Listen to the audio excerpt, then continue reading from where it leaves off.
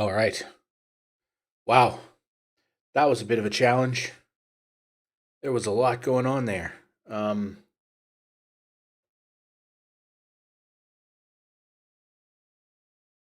we had uh, we had technology issues with just about every single thing we touched today. Um, and it started at man, probably 2 or 3 o'clock this afternoon, and did not stop. So it's now 9, and so I've been sort of dealing with and battling various little ugh, technical gremlins the whole time. Um, Yeah, I don't know. And it's kind of annoying, I have to admit. I'm not usually somebody who has a lot of tech problems, right? Like I'm very technically savvy, and uh I understand how all the technology tends to work and all that sort of stuff. And you know, can easily configure it and set it all up and do the things. But today it's just been one thing after the other. So for some reason today, I started noticing that. Well, sorry, let me back up. Uh, when I was editing or trying to edit those videos the other day in uh, in Premiere Pro, and I was having all the audio problems, one of the things that I was able to or that I was able to hear and that I noticed was I heard some fan noise from my PC. And that's really unusual because uh, the PC is really quiet. So I built the machine from the ground up to be fairly silent. So I got an air cooler instead of an AIO. So there's no pump noise. There's none of that stuff. All of the fans are Be Quiet Silent Wings 3 PWM fans, and um yeah, so everything is designed for quiet and silent operation. And to hear fan noise in the recording was really odd. Um, and because, I'm doing this with headphones on, you don't you don't maybe notice it. You can't really hear the sound. So today I kind of was working, and I had my headphones off, to give my ears a bit of a break. And I could actually hear the computer, which was kind of, again, it's pretty odd. It's usually relatively silent. Um,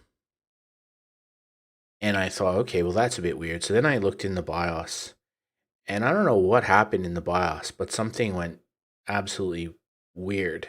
The case fans in the hardware monitoring, all of the sensors that the case fans use to determine the speed.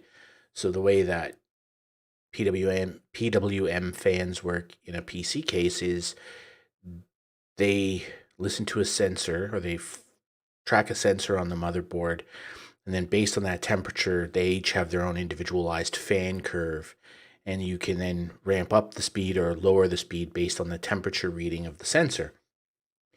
And so I had all that mapped out and all the fan curves custom designed and everything. And it was really designed to be pretty quiet.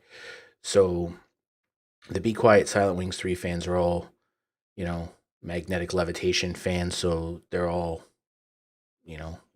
extremely silent anyway. And so what I had historically done is I run them at 50%, which is pretty silent. You can't really hear it. I run them at about 50% off the rip. And I don't tend to change them or ramp it up until the CPU gets over, I don't know, 65 degrees Celsius. Once it starts to get to the 60, 65, then I start ramping it up slowly. So it goes from 50% up to, like, 65. And then If it gets to 70 degrees, I sort of get it up into the 75 range. And if it ever gets over 80 degrees, those fans just need to start ripping. Now, I track this stuff all the time. Like I've always got sensors and probes open. So I know that it never gets up to 80 degrees. Like it never gets that high. So, but at 75% spinning, you can start to hear the fans. But the fan curves were all blown out in the BIOS, and when it got to 65 Celsius, they were all running at 100%, which was really weird. Oh, hey, Tony, how are you? No, I'm good, man.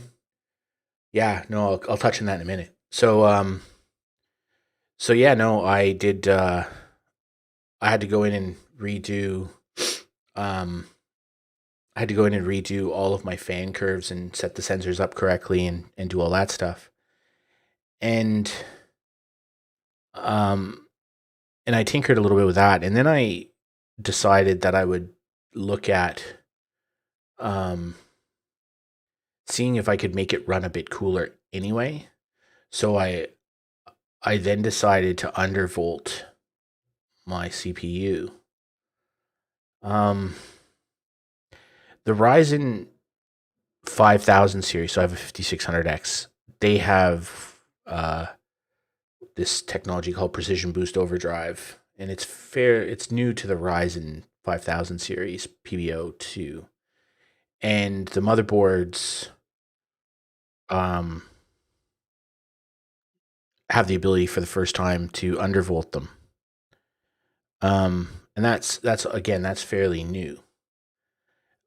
I have a B450 Tomahawk, which is probably the best B450 board you can get for without spending like $600 or $700. The VRMs and the MOSFETs and all the power distribution, they're all the same as like a $400 or $500 B450 board, so it's pretty good, and it performs very, very similar to a B550 board, which is good, right? And so the B450 boards weren't really supposed to have Precision Boost Overdrive, but they added it into some of the higher end boards. Well, I think they added them into all, but you really shouldn't be doing it. So anyway, I decided to undervolt my CPU, and I set it all up, and it worked fine. And I went in and started using it, and sure enough, it's using lower voltage. And the way that the Ryzens do undervolting is it provides you have to kind of visually see it for it to make sense, but basically less voltage runs to the chip. It has a what's called a TDP, so it can use a certain amount of watts. And the way the Ryzens work is it will boost up to the watts. So if you're using less volts and pulling less watts, then it'll just run faster. So you kind of get, instead of a pure undervolt at full speed, you actually get an overclock. And that's kind of a weird thing. It's not how Intel works, but it is how the Ryzens work. And so I was getting an overclock, but what I was also finding is that idle, it was running at lower voltage, lower wattage, and therefore cooler, right? So it was actually running cooler at idle, which is good, which is what you want. So, right, you're an electrician, so you would know how undervoltage works. So that concerned me, right? Because the processors are designed, I think they boost out to about 4.7. I think that's the top end speed with the Ryzen 5600. I think the boost is 4.7. I've been able to overclock mine with a really soft overclock to in and around 4.8. And I was getting, with this undervolt, I was getting into the 4.8 and up. And it was a bit concerning. And it was running cool, but it was still, you start to get instability at that point, and I was a bit worried. So what I did was I jumped in Modern Warfare, and I just played Modern Warfare. is Ryzen better? Well, better is kind of subjective, right? Like, if you want the fastest gaming CPU on the market for a DirectX 12 title, your choices are going to be the 10900K or the Ryzen 5950X. The Ryzen 5950X is a 16 core, 32 thread CPU, and the 10900K is a 10 core, 20 thread. So you get a lot more bang for your buck with the Ryzen if you do other things other than just game. Pound for pound, they're much of muchness in gaming performance. Like, they're virtually the same, but the Ryzens do a lot more. And the other thing that the Ryzens have been very good at is uniformity of socket. So I have a B450 Tomahawk. It's an AM4 socket. I bought it and I ran it with a Ryzen 5 3600.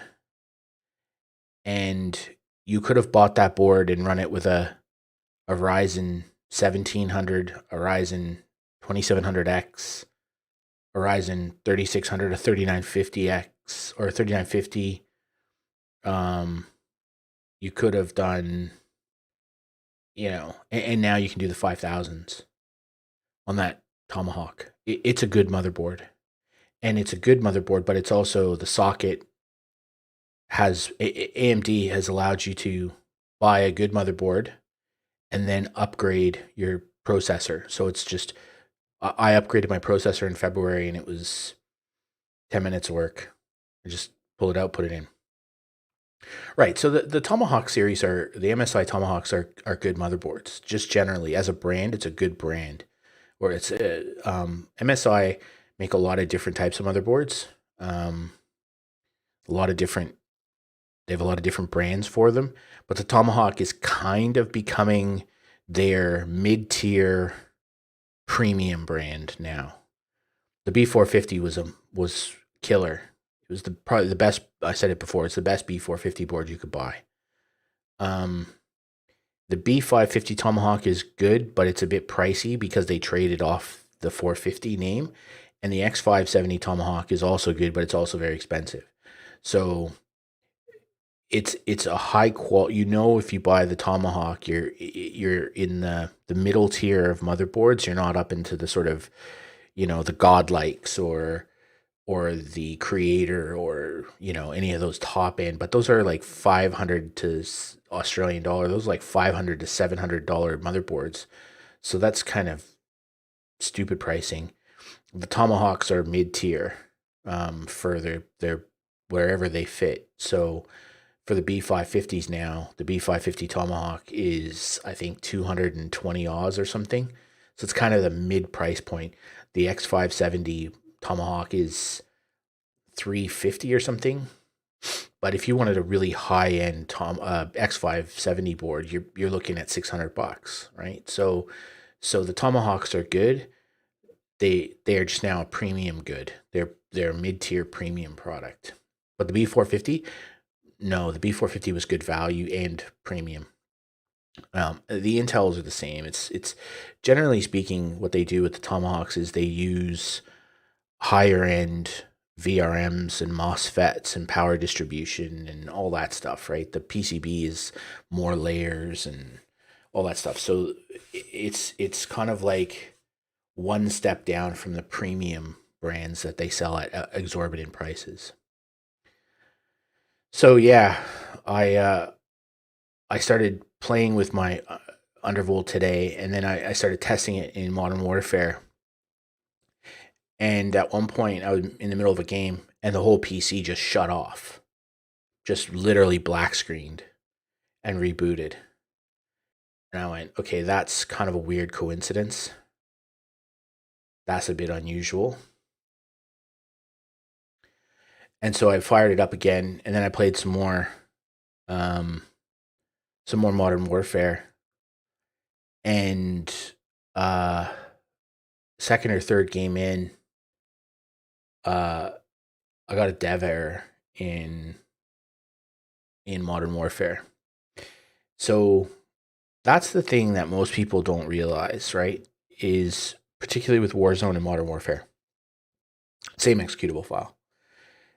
So you hear a lot of people saying, "Oh, I get a lot of dev errors. Oh, it crashes a lot." It's generally uh it's generally configuration on your end. Sometimes there's dev errors in the executable, and you'll see a lot of people having the same dev error, and that's when you know there's a bug.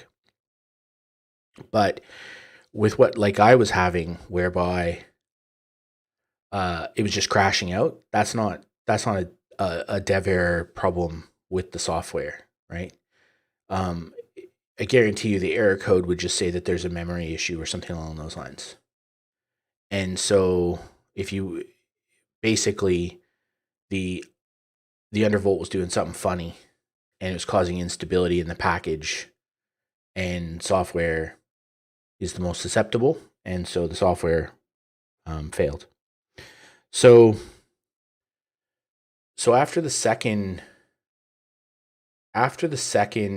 round of failures, I then had to go back out into the BIOS and remove the undervolt and just put it back to stock power. And uh, so that was okay. Came back in, got up and running, played some more Modern Warfare, and um, it was fine. No stability issues, works a treat, all good. So the undervolt was doing something funky.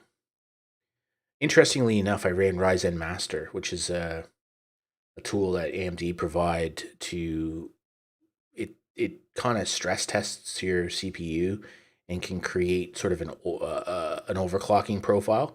And interestingly enough, this time when I ran Ryzen Master with the 5600X, it actually overclocks just a little bit faster, which is pretty weird. Um, so I don't know what's going on there, but it's stable, so that's all I care about.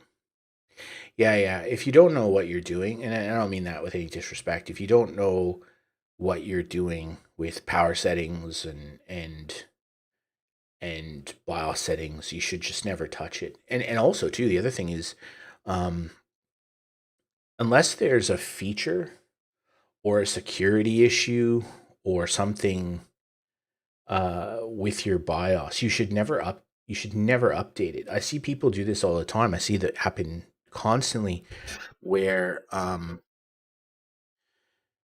people update their BIOS and it it carks it. It they brick their motherboard.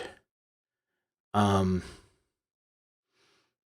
and you ask why? Oh, well, it had an update. Well, yeah, but you didn't need it. What did the update give you? So in our house, we have three B450 Tomahawks. I have one. My son has one. My wife has one. Theirs are standard, out of the box. Haven't had a BIOS update. Whatever is from the manufacturer, that's what it runs. Mine has had an update to I think the February Agisa update, because I needed that to run the 5600X on it. So it needed a BIOS flash to run the next generation of Ryzen's. But there's a May update, and it has to do with there's an Agisa update which I could probably do something with, but it's not huge, and it's really only around USB stability. Well, I don't have any USB instability problems, so why would I upgrade it? Right? There's no security advantages, so it's not like they found a hole in the microcode on the AMDs and that's patched in the BIOS update. It's none of that.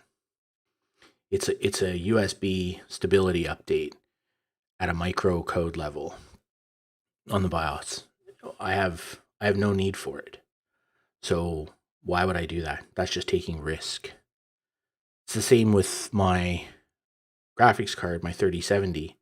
I updated the 3070 to a newer BIOS, a VBIOS, because there were some power fixes that I was having, not a problem, but I noticed its power utilization curve was not quite good enough. And NVIDIA released an update, and Gigabyte, who makes my card, released the update as a VBIOS flash. But you see, the thing with the VBIOS is that on my card I have two BIOSes. I have a what's called a silent and an OC, and so effectively I just have two different BIOS spots. So I upgrade one and flick to that, and if it works, then I can update the second one. So it's fine. So I can update both, and if one fails, then I can go to the other one, and I'm still safe. So having some motherboards allow you to do flashback and stuff, which is pretty good. So if you have a motherboard that allows you to do BIOS flashbacks, then you're a little bit safer. But upgrading BIOS is not to be taken lightly. It's just, unless you have a need for it, unless there's a reason you need to do it, then you shouldn't probably touch it unless you have to. So yeah, so I did that. Got my got it back to being stable, and then had to do some stuff around the house, and then finally came back to start getting ready to stream. And I loaded up Patron to try and get a screenshot so I could use that as a thumbnail. And it was going crazy. It had my GPU running at 99.9% utilization. And only when it was in the background and weird stuff, and suddenly, so I need to watch that tonight. I'm going to play Patron specifically because I want to see what it does. I've reported it in their Discord and said, hey, when Patron goes to background, it sucks up 99.9% of my GPU and my fans go crazy, which was exactly the problem that, what's that game? Oh man, the one that ruined Glad's video card and all the 3090s is kind of very similar to what that was doing. It was ramping up to 100% utilization of the GPU, and causing the fans to go crazy to try and cool everything down. So that's kind of a weird thing. I just want to see how it plays out. It would suck if it bricked my graphics card, because the RMA, that would be a nightmare at the moment. Although I did see somebody today on Twitter RMA'd their MSI Ventus 3080, and MSI is giving them a 3090 in its place. Obviously they're just not making the 3080 Ventus anymore, so they're just giving them a 3090 instead. I wouldn't mind if, they said, oh, we're not making the 3070 gaming OC anymore, we'll give you a 3070 Ti or something like that. That'd be kind of sick. But I still would want to brick my GPU. That would be a shocker. We'll see what happens. So yeah, so that kind of went a bit spastic. And then I opened up something else. City of Gangsters. Yeah, I opened up City of Gangsters. I thought, well, maybe I'll play that instead. And it was doing exactly the same thing, 99.9%. So I'm not sure if it's the new NVIDIA graphics card drivers or the new NVIDIA drivers or something, but it's causing certain games to start trying to suck 100% of the GPU all the time. So there's something not quite right there. That's not what you would call expected behavior. But then you have to kind of get into the game too, because that could just be a menu issue. So you kind of gotta dive in and have a bit of a look around. So I'll do that a little bit tonight while I'm playing. Yeah. You asked me how I was feeling, Tony. Yeah, interesting. Hold on, I'm just gonna have some water.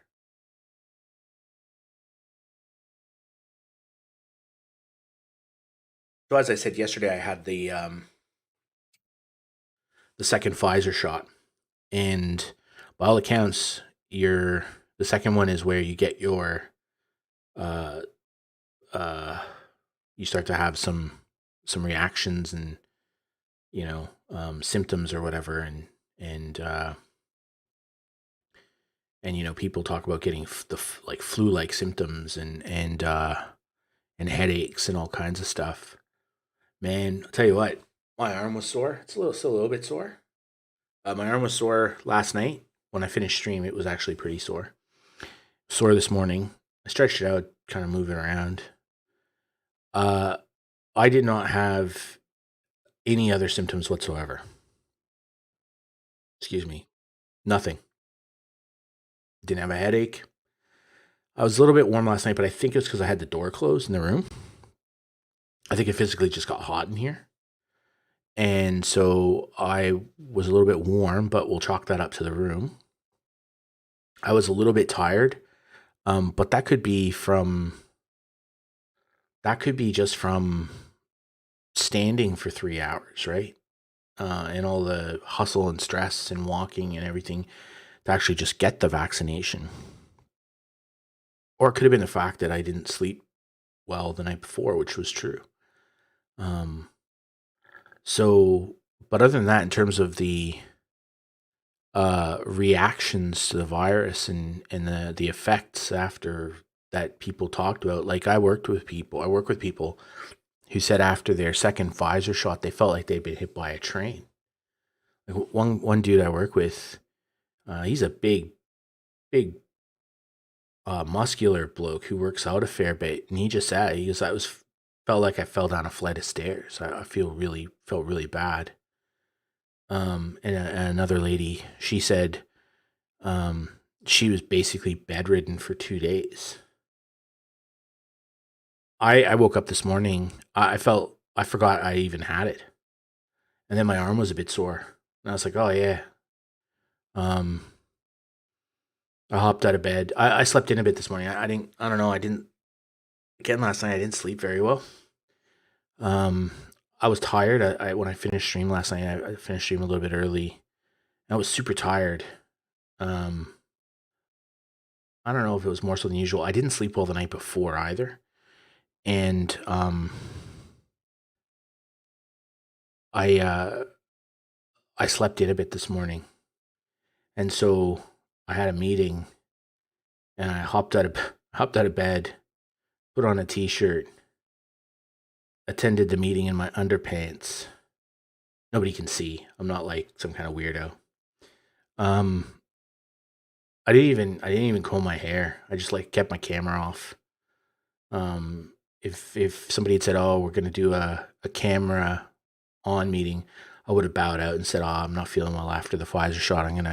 And I went and had a shower or something." And so I did the meeting, and then I had a little break between my next meeting, and so then I went and had a shower and kind of woke up. But I was a bit tired this morning, but that probably again was more to do with the fact that I didn't sleep particularly well. So yeah, I have to say, I didn't really have any side effects. My wife has felt a bit off color. She did the last, so did I. We both, after the first one, we both just felt a bit off. But again, you don't know if that's somehow psychosomatic, right? You could just be imagining that, and you're, quote unquote, listening to your body, and you're just not, you sort of mentally creating that sense of unwellness, I guess is a good way to describe it. But she felt off. So she felt last night she didn't feel great. She basically said, "Look, I'm not making dinner. I don't feel good." So, and she went to bed quite early. Um And today she just said she just kind of felt off, but I felt normal. Um, no problem at all. Um, so that's good. Can't complain. Um, so yeah, that concern around side effects and second shot didn't have anything to do for me. We were all good. So yeah. Do you have your second shot lined up, Tony? Oh, my elbow.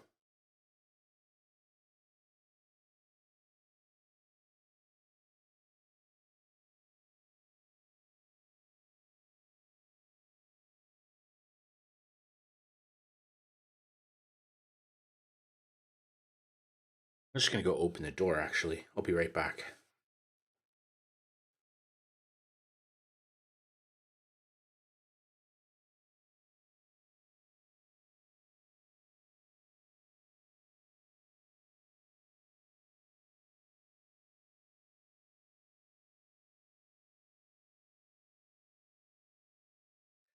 Yeah, it's getting a bit warm in here again. We're getting to that time of year here in Australia where we're coming out of winter and heading into summer. And this room this room gets really hot, and it's something I've been concerned about um with streaming in here because I like to keep the door closed so that I don't bother the family. Um but then there's no airflow and it's really super hot. And in this room, I have a portable air conditioner that goes back there. And the portable air conditioner has an exhaust that goes into that window just behind there. And yeah, I'm worried about the noise because it sits right behind me and stuff. So when we get into summer, I'm gonna have to reorganize this room a little bit and try and figure that out because it's a bit of a drama. Can't have an air conditioner sitting behind me because the noise will be unbearable. Although apparently, NVIDIA broadcast will pick that up and filter it out. But still, I still don't want it kicking around like that. Um, Second shot 4 weeks, 9th of the ninth. Oh, good. That's feels good when it's over. The doctor who did our shot said, "Okay, well, you're done. Are you excited?" I'm like, relieved is probably more of a better word. What else? Lots of leaks today. I don't know if anyone noticed or read about it, but they had um, apparently, allegedly, Activision did a briefing event for select media and certain content creators. So I would expect that that would be people like J God, um, uh, Drifter, Ink Slasher, Charlie Intel, obviously, and a few others in that sort of class of um, people who cover Call of Duty. And so they apparently had this big reveal event today for those people covered under NDA. So they'll never talk. But it was allegedly the reveal event about the reveal event for Call of Duty Vanguard. So as you can imagine, you brief a couple dozen people, leaks started filtering out almost right away. So there's a lot of spicy rumors and leaks and stuff around Warzone and the new Call of Duty. So I think it's definitely confirmed now that it's going to be Call of Duty Vanguard. Um, so yeah, so Call of Duty Vanguard, and it's apparently the story takes place after the end of World War II. And yeah, so after World War II ends and the Gestapo are trying to um, assert some control and retake some uh, influence, power, rights, whatever that they've lost from subsequently losing the war. So that's kind of the vibe of Vanguard. And there's been some leaks come out of who the main protagonists and antagonists in the story are. There's a British person, there's a Russian lady, there's an American, and there's a Kiwi, a New Zealander. Uh, and they're all kind of based on real people.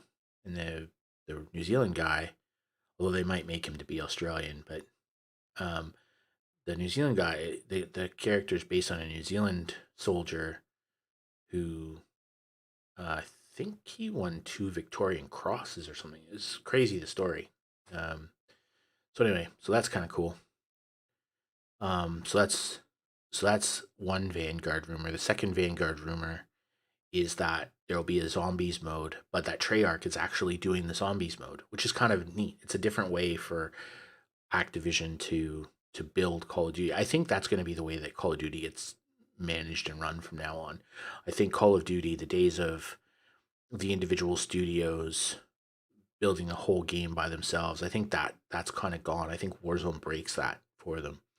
So with Warzone, every single Activision studio is working on Warzone, every single one. So I think that's going to be the way forward on the premium games as well. I think uh, they're all going to have to work together. So I think Treyarch will do zombies modes. Um, I think Infinity Ward will make the engine, and then the various studios like Sledgehammer, Infinity, Treyarch, etc., they will contribute the multiplayer maps and content and campaign content and story and stuff. But there'll be uh, elements of the game that will be made by the other big studios as well. So I personally, I'm not a huge fan of huge fan of zombies, but Treyarch consistently doing that is a smart idea. Having Infinity Ward make the engine and run the engine, that's a smart idea. Having Raven run Warzone is a smart idea. It's good. That's good leadership. So that's an interesting thing, and probably the most important leak and piece of news that came out of all of that stuff today was that Vanguard is going to have a full anti cheat built in. And uh, I'd heard this before. I think I even said it here on stream. I'd heard stuff about this before. I know somebody who does. I may have said it to somebody privately. I think it may have said it to Regina privately. I know somebody in the Bay Area who does tech recruiting, and they had a role that they filled at one of the Activision studios, and it was for. I think I even said it to Regina. Actually, I don't know if she's in chat or not. Um, I uh, it was for a data scientist. It was a data scientist role, and they were building. They were working on anti cheat for Call of Duty, and it was data science because it's AI driven, and um and uh, but I couldn't really say much because the person uh it's a friend of mine, and they just sort of mentioned it in passing because they knew I played Warzone, and I don't know, and they filled roles there. But anyway, um, the person who they'd filled a role and the person had left, and then they had to fill another one, and that's how we ended up talking about it and stuff. Um, but yeah, so now the rumor is that one of the rumors that came out was that the anti cheat is AI driven, which was what I had said. I'm pretty sure it was Regina. What I'd said to Regina a couple weeks, 3 or 4 weeks back now. That's what I'd heard through somebody, that it was going to be an AI driven anti cheat. So it wasn't going to operate in the same manner as a normal anti cheat. It's going to be different. And so apparently, Raven and Infinity Ward have been working on this for over a year and a half now, and it'll be integrated with Vanguard, and Vanguard will be fully integrated into Warzone on launch. And I think they're saying the launch is like November 5th or something, although that hasn't been formally announced. But yeah, so that's good. That's good news. Um, and it's really, when this person had told me, so what I had heard, and this is where it was maybe slightly different from what actually, and actually one of the big leakers of Warzone news, he had heard something almost exactly the same. Um, that so what I'd heard um, was that season 5 was going to be when they split Warzone from Modern Warfare. So Warzone would get its own executable, and Modern Warfare would get its own executable. And so when you'd go into BattleNet to launch, you'd have Call of Duty, you'd have Warzone, you'd have Modern Warfare, not just Warzone. And then you launch Modern Warfare from there. So they'd split the two. And the whole point of splitting them was so that they could have Warzone as a standalone application and then change parts of Warzone independently of Modern Warfare. And I'd heard that that was coming in season 5, at the beginning of season 5 with the update. And so had this leaker, actually, interestingly enough.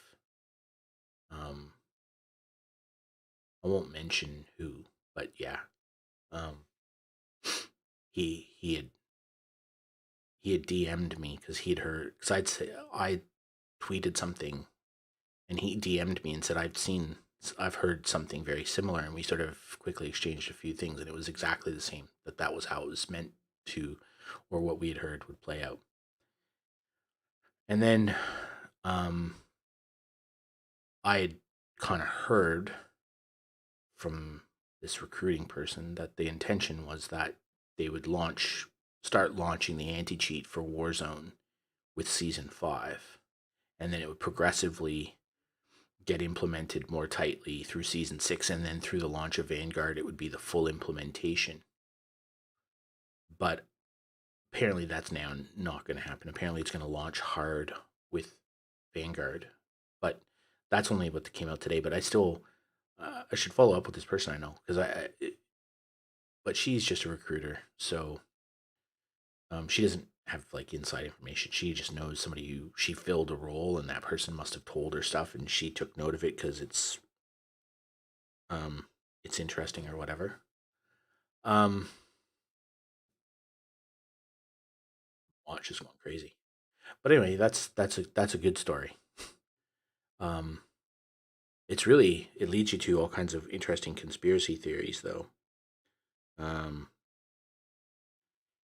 because the way AI works, I was explaining this to somebody earlier today. The way AI works is uh, AI is learning based, right? So it's all machine learning, and so you have to feed input data for the algorithm to learn the patterns you're trying to teach it. And then as it sees more and more data, it becomes better at identifying patterns. If you think about computers are just machines that understand patterns, right? And they are able to discern patterns very quickly. It's not unlike the human brain. Human brain is a pattern recognition machine, uh, but a computer is just infinitely faster now at it. And um, So if you were really super cynical, and Call of Duty and Activision have created an AI based anti cheat, which would be really unique, very different, then they have to have a learning and a data set. They have to have a learning set. They have to have a data set from somewhere to teach the algorithm what cheating looks like. And it can't be like three, four, five different, it has to be thousands and thousands and thousands of iterations. So, like, if you think of Deep Blue, the IBM supercomputer that played chess, right? It basically studied every recorded chess game ever played. So every professional chess game is recorded, move by move. And this big and Deep Blue was um, fed all that information. And so the way that Deep Blue works is it tries to anticipate what the other player is going to do and then counter it. And it just does it so fast based on the full history of chess. And where excellent chess masters play the same way. There's really great data on that. Um, Chess masters just learn patterns, and they become masters by learning patterns. And and then they have choices, and then based on the choice they make, their opponent then has to understand the pattern, and it's like a dance, right? It's a dance routine. And the way that the best chess players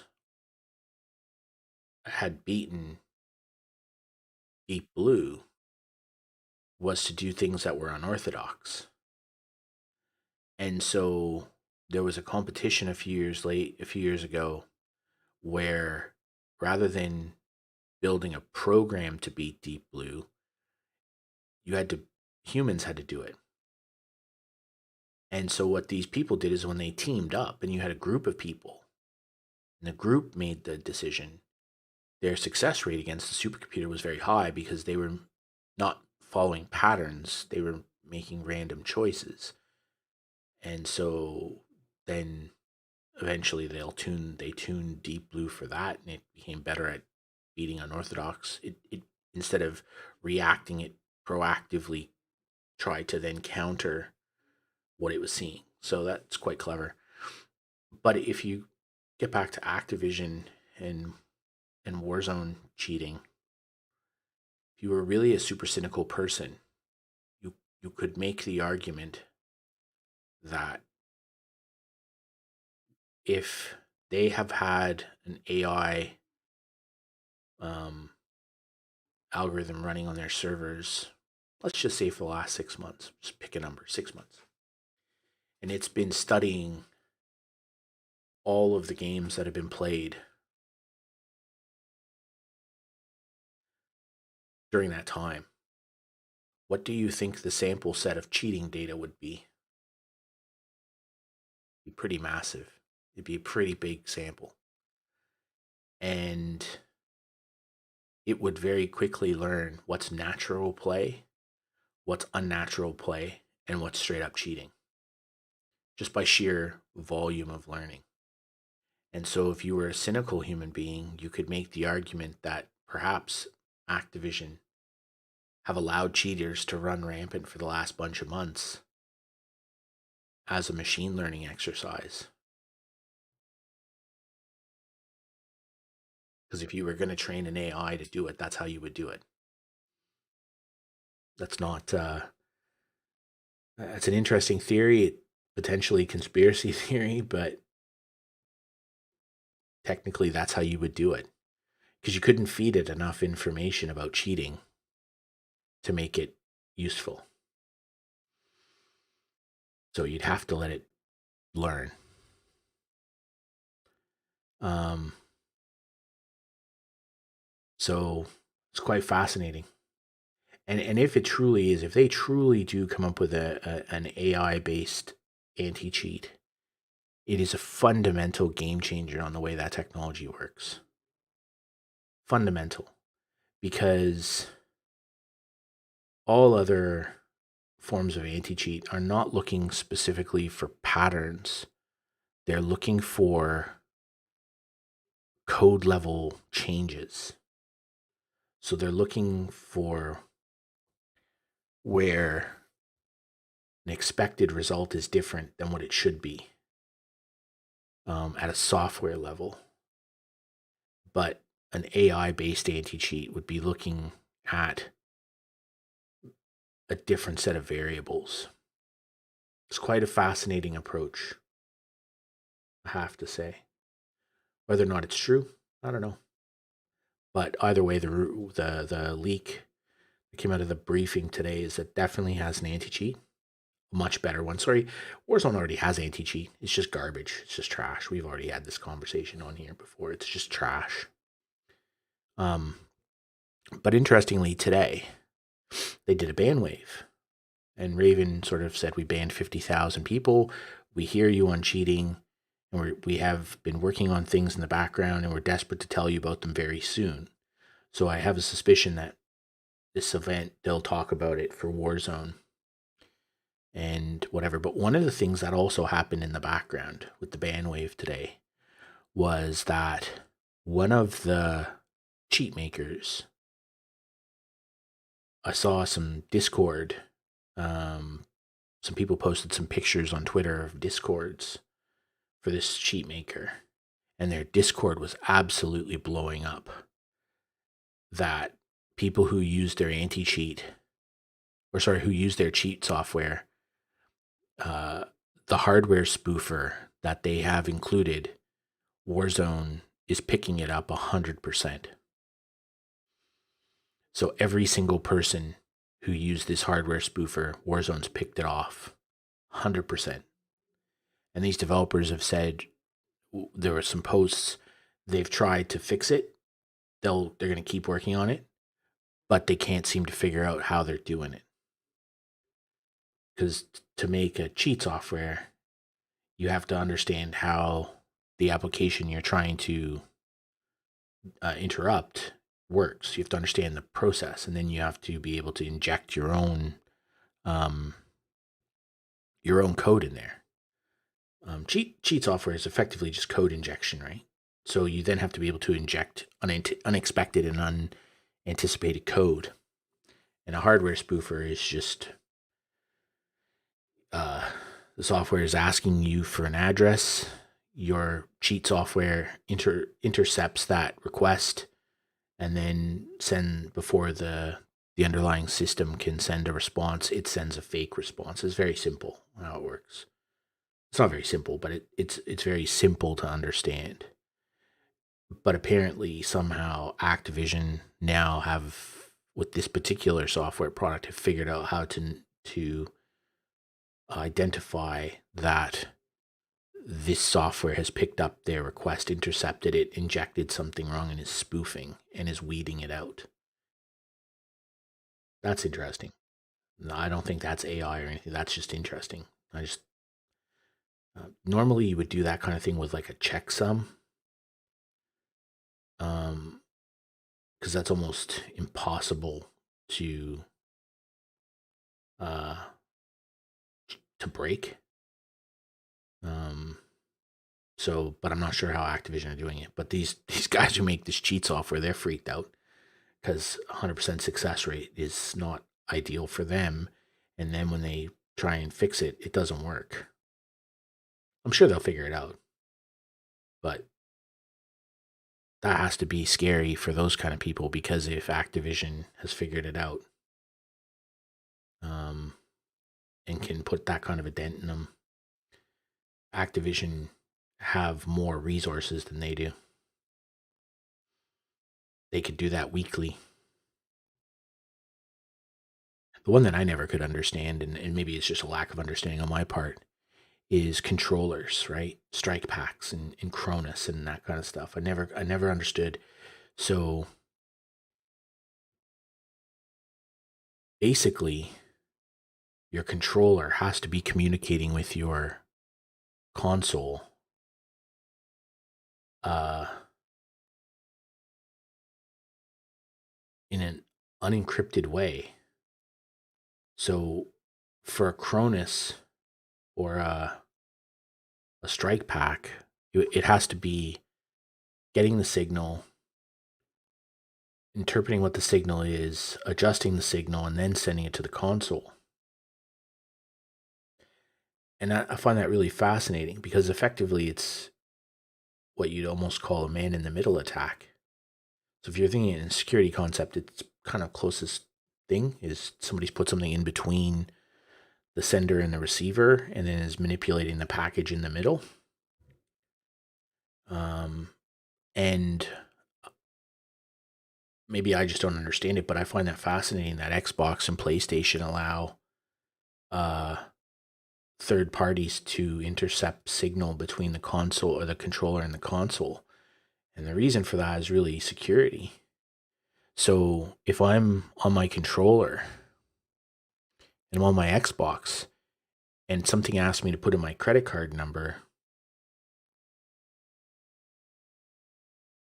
why would I want my Cronus being able to see that?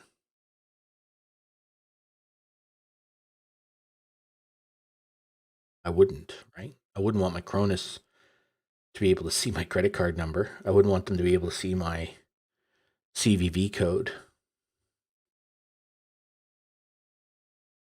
I mean, you'd surely think that the controller would encrypt the signal before it sends it. And the console should decrypt that signal and it should be immutable. But apparently it's not. And I can't understand how Microsoft and Sony get away with that. Like I said, I probably just don't understand it. But to me, that seems to be how it works. Maybe I should look into it more, but it's seems pretty dodgy.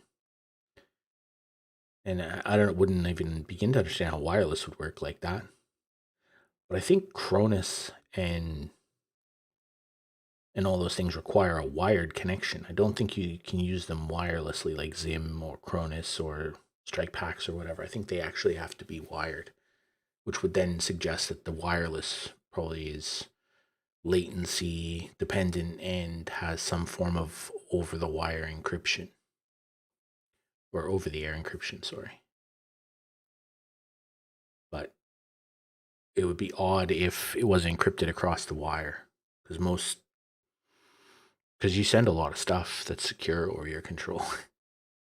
You don't notice it, but you do. So it's pretty odd. I should probably look into that more. It's really interesting to me.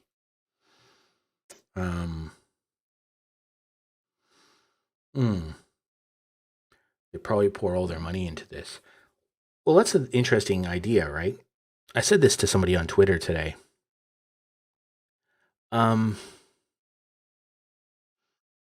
of the great misunderstandings about software development is that the answer is not more money, right? Like, if I'm trying to solve a software problem, throwing $1 billion at it actually doesn't help me. It doesn't really make it work any faster. There becomes a point of diminishing return on investment. So anyone who's done any kind of software project management knows this, that you get to a point of diminishing return on investment of people. And you end up with too many staff, too many people, too many, and so increasingly you have to add more management, and the more management you have, the more management of management you need. So if you have a lot of people, they need to be coordinated. So you need managers. Managers can only manage so many people, and then you have to have management meetings, and so you start building out this hierarchy, and eventually a significant portion of your time in a software development project ends up being administration, which isn't development. And so software development just has this limit, depending on the type of problem you're solving, of how many people you can throw at it. So if Activision threw $1 billion at an anti-cheat, short of buying a company, uh, just trying to write some software, there will come a point where having more developers doesn't make it go faster. It actually slows it down. Um, and so that's one of the hardest things to do as a program manager in a software development environment is finding what that number is. How many developers will I have or need to get the maximum time value return? Um, I've run software development teams where we've had features and things where we could have thrown 25 people at the feature, but it actually made more sense to use two. They just go faster. And the moment you added a third, it slowed everything down. And then I've had the opposite where you have three or four really good programmers, but 10 will make the whole thing go faster. So you could have 10 above average developers who are better than four super ones. And there's the whole narrative of the hero programmer, right? So um, I have a good story about that one day. I'll share that. But yeah, so I think this whole idea that Activision should just throw $1 billion at the problem and it'll go away, it doesn't work like that. It takes as long as it takes, and obviously it's taken 12 to 18 months, which to me doesn't sound crazy, depending on the type of anti-cheat and things they're doing, but also just the complexity of that kind of a game. Like, it's 150 people playing Warzone at the same time. There's hundreds of vehicles. There's thousands of guns. There's projectiles everywhere. There's buildings. There's literally thousands and thousands and thousands of character models that are all moving and interoperating. And there's a physics, and there's the complexity of something like Warzone is just stupid. And the idea that you can somehow build some software in a couple months that's going to be able to weed through all that data and identify cheating, that's just naive. That's just a lack of understanding. And I accept that some people, the average person, doesn't think like that. They don't have the background and they don't have the experience, and it's not really their problem. If there's 100 cheaters in the game, if there's 100 cheaters in the game, it's not the customer's problem. It's Activision's problem. But at the same time, if you're going to comment on anti-cheat software and development, don't be ignorant, right? Like, you can complain all you want that there isn't an anti-cheat and that cheaters are running rampant and that it's ruining the experience, and nobody would argue that. But when you start into the world of, well, why don't you just solve the problem? Like I've said from day one, if Activision could stroke a check for $100 million and cheaters vanish, like literally, if Bobby Kotick could sign $100 million check tomorrow and there would be no more cheating in Warzone, he would rip your arm off to get a pen from you to sign that check. Because it's nothing. $100 million, he wouldn't give a rat's ass. Just do it. Solve it. Good problem gone. 100 million bucks. Over. We'll amortize that over 3 years. Like, it's nothing. It's a tax write-off. Literally, it's a tax write-off. So, $100 million would cost them, what, 60 million over 3 years? It's crazy. They'd sign that check tomorrow. But it doesn't work like that.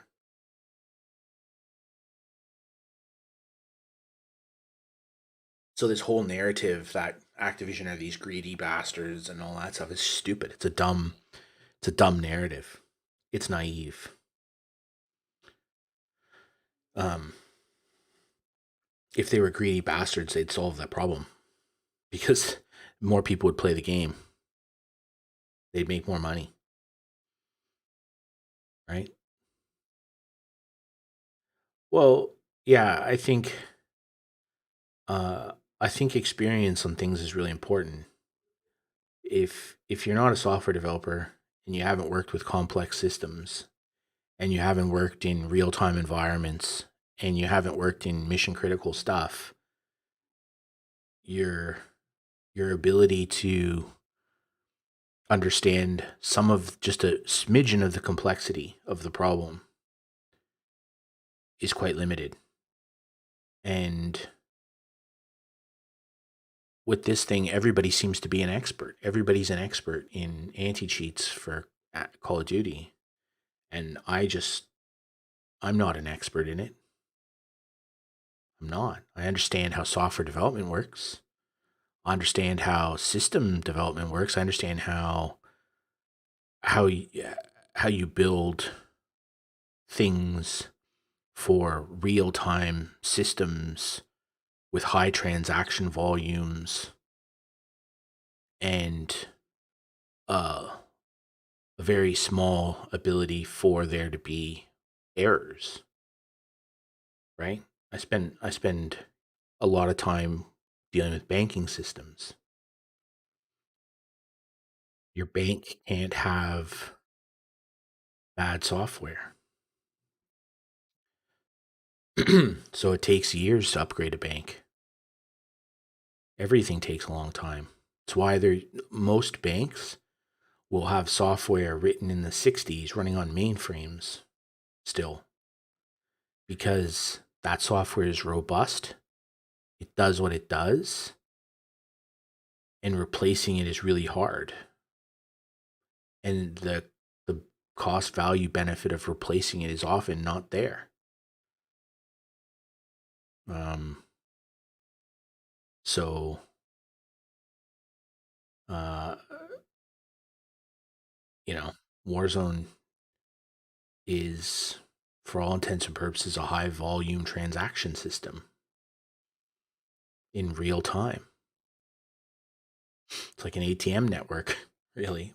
More complex, probably. Because banking transactions are atomic. They're if you're familiar with the concept of atomicity, it's basically it either all works or none of it works. So for banking purposes, atomicity means that if I'm transferring you money, then the money has to come out of my account and go into yours. And if both of those things don't happen, then neither happen. So it all gets rolled back. And that's an atomic transaction. The whole thing is a transaction. It's not just, okay, I'll take money out of my bank and put money in your bank, and those are two different. No, they're one transaction. And that's simple.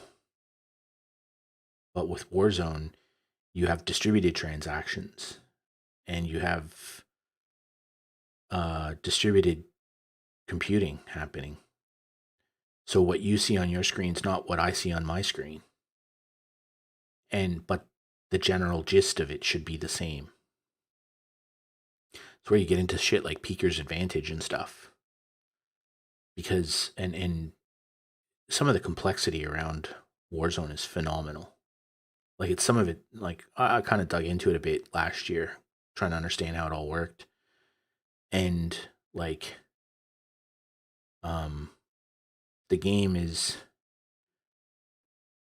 is guessing what you're gonna do.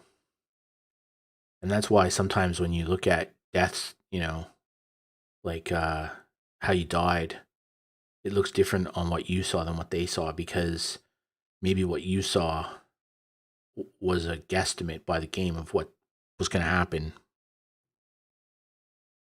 and then it didn't happen and the game had to roll it back. That's why there was a video by that British guy who calls everyone and all the streamers cheaters, and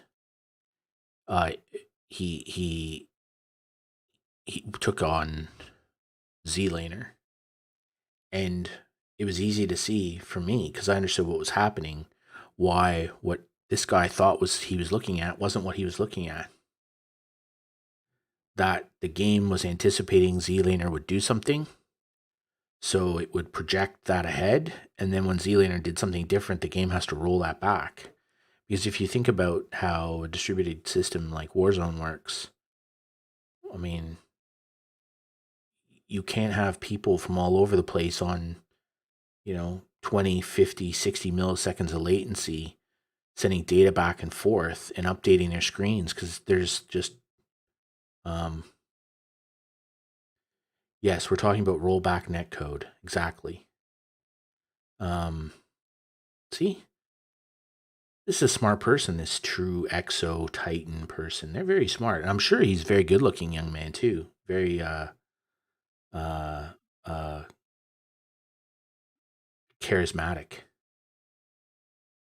Um as well as smart. But yeah, so it's exactly right. Rollback netcode. Um so it's quite fascinating technology set. But anyway.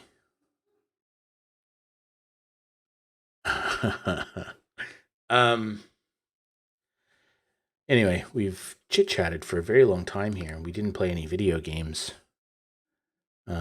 We should probably play some video games. I'm curious to see how this game works because I ran it up earlier and the thing just absolutely turned my machine into a heat box and had my GPU running at 99.9% and had my CPU running up at 70C and all kinds of crazy. So I'm actually curious to load it up and see what happens. So we might get into it and play for 45 minutes to an hour, see what happens.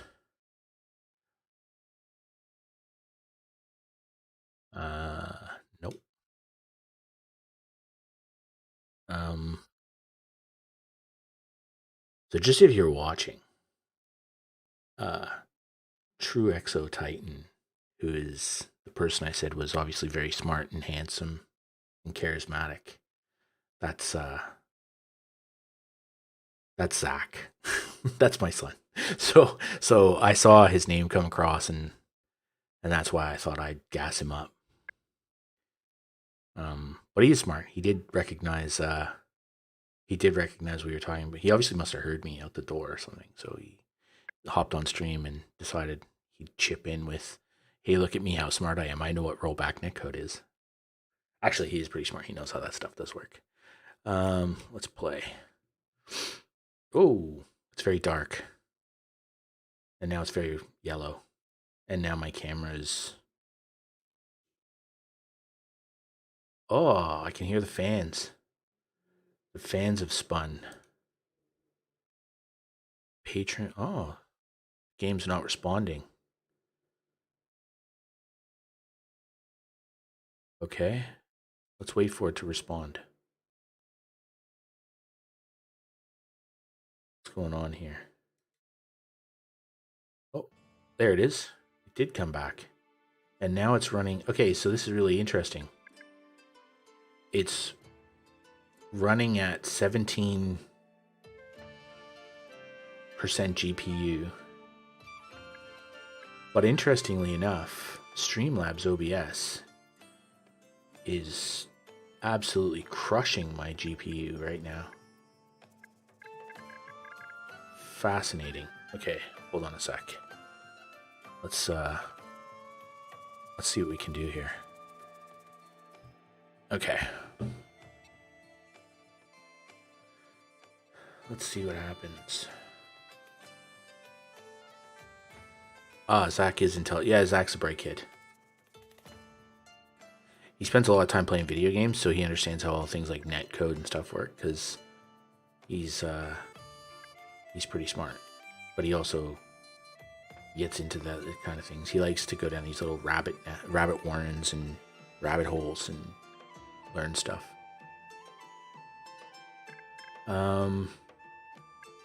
Okay, so what's my audio looking like? Okay, this is crazy. It's on 5%, the music.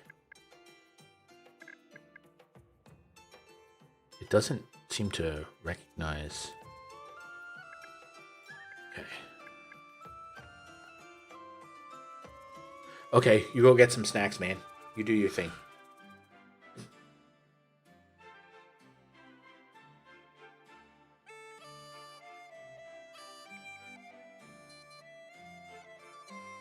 I really need this game to um,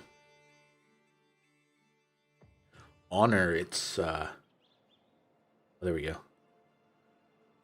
The streams on my recommended. Oh, well, there you go. So the.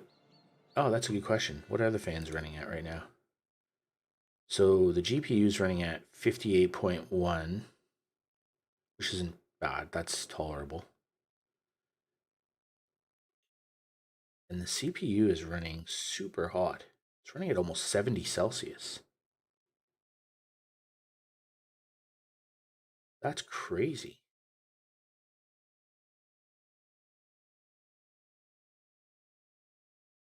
Wow, okay. And I think by, yeah, that's interesting. So the moment that this game, oh yeah, no, that's right. I thank you. I appreciate that. At least I'm using the right scene. Um, this game tries to uses 100% of the GPU if it can. Whatever GPU is available, it takes it when it's not in focus. So right now it's on the, you can't, yeah. And now it drops down. Well, it's a weird situation. Okay, let's I don't know why it falls out of focus like that. That's pretty unusual. Uh, well, what happened there? What is going on? Hold on.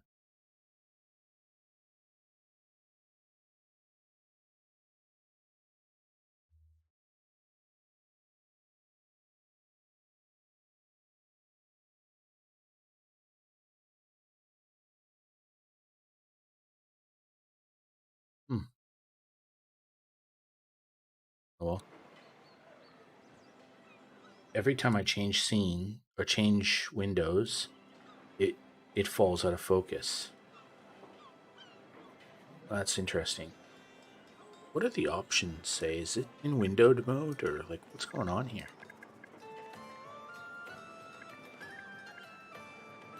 Interface, mouse sensitivity. Run game in background.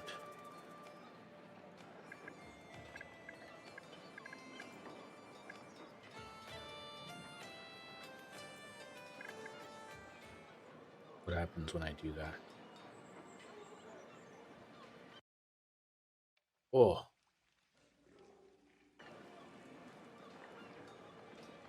yeah. It's not that's not very stable. Okay. Let's just play some video games.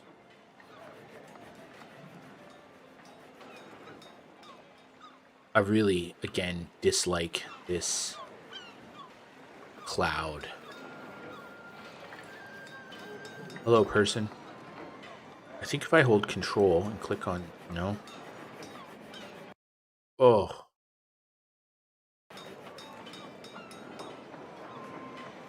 wow. Control. Oh yeah, okay, there you go. Jared is a year old. What's he out doing wandering around? Look, he's 1 year old. And he's out just going for a walk. That seems a bit odd. Jared doesn't feel safe. And he's out walking around. I don't know. I think Jared's parents need to consider their life choices. Okay, so what's our housing situation? Okay, we still have free houses. We have lots of resources. Let's go look at some research, shall we?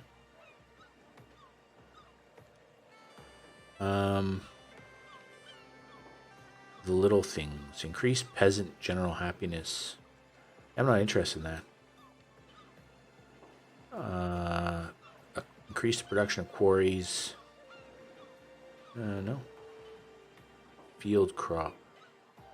Homeschooling. Enacts the education policy. I don't really care about that. Okay. So I need some trees. Okay. Wow. Okay. Let's go demolish some trees. Let's go get some. What speed am I playing at? Let's play a little bit faster. Running out of trees.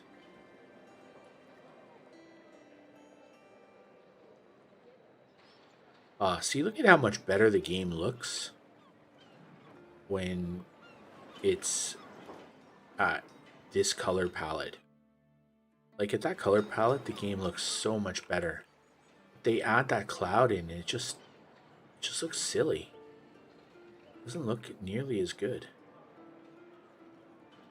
It's a bit of a pity. I went on their Discord and sort of made mention of the fact that the color palette in this game is really nice. But that's a nice that autumn orange vibe is really nice.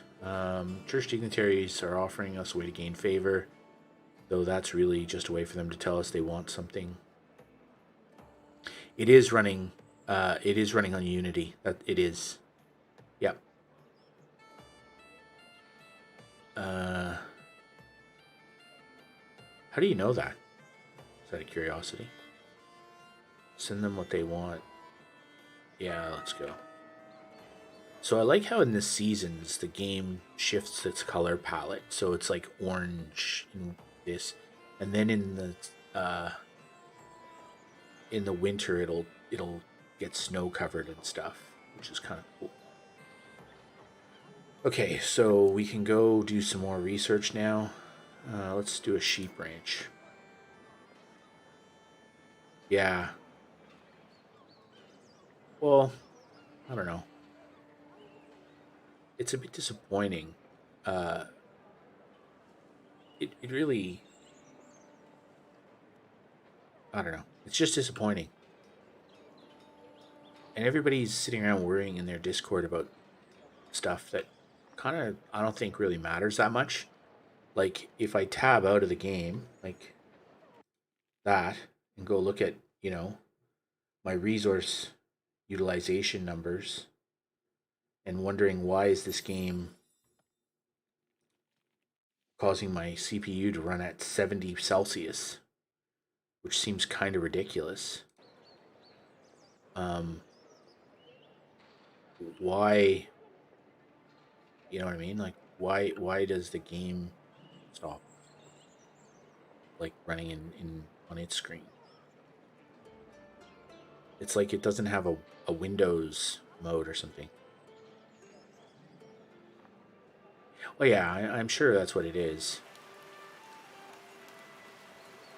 And yeah, it's a new game, so you kind of got to give it a bit of space. But the other thing that's kind of frustrating is you can hear the effects, right?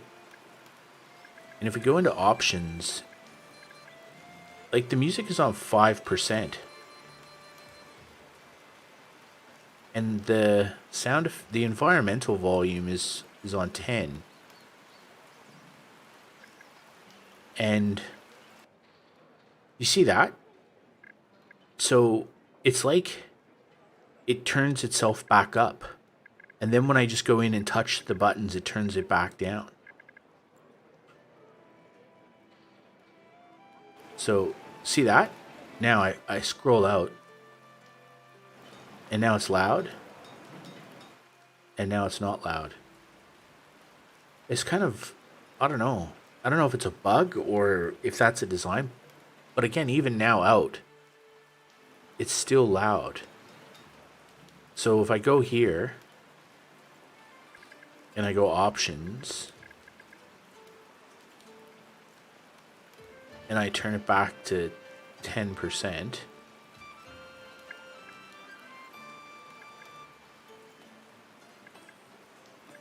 yeah, I'm sure they have some logic to it, but the music has gotten louder, right? Like The music is meant to be on 5%. And see how it's gone now? That's a bug. There's music again. It doesn't... Yeah, there's definitely a bug there. And now, this is the other part, when to your point around it's being immersive.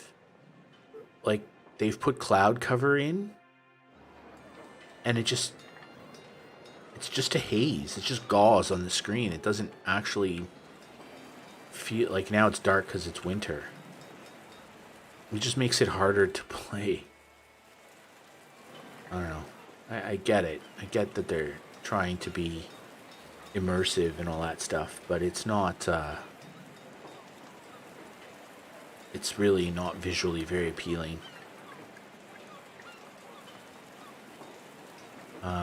Okay, so we have enough resources, and now it'll snow. And this actually does, to be fair. Look at the snow accumulating on the buildings and stuff. Like, that looks pretty cool. I agree. Like, that's a good effect. I applaud them for that. To your point, they're an indie developer, so somebody worked a long time to make that happen, so good for them. And you can see the little footpaths and stuff. Like, kudos to them for the capability. The game Banished used to do this really cool thing where you didn't need to build roads. You didn't need to build these paths.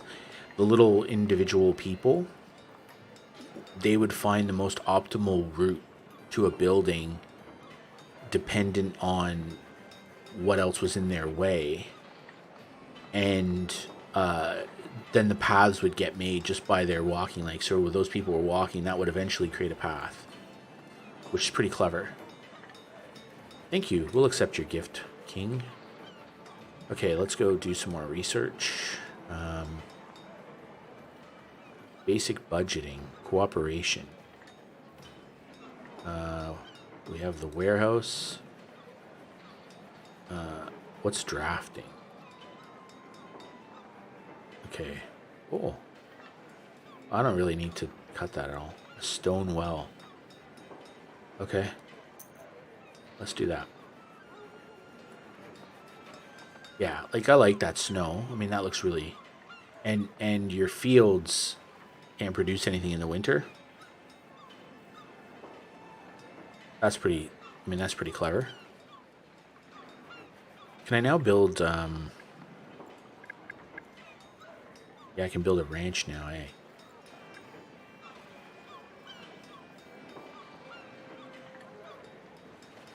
Ooly dooly. That's a big ranch.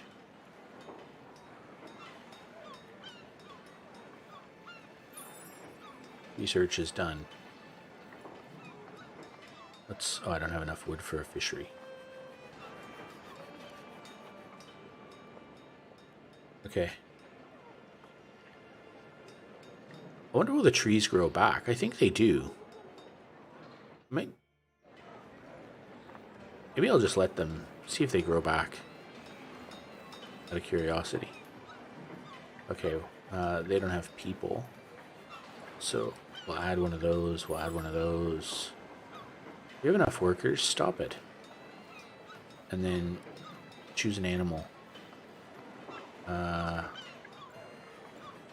Wait, what? Why? What's going on? Okay, choose the animal. Let's have sheep. And then let's build another farm.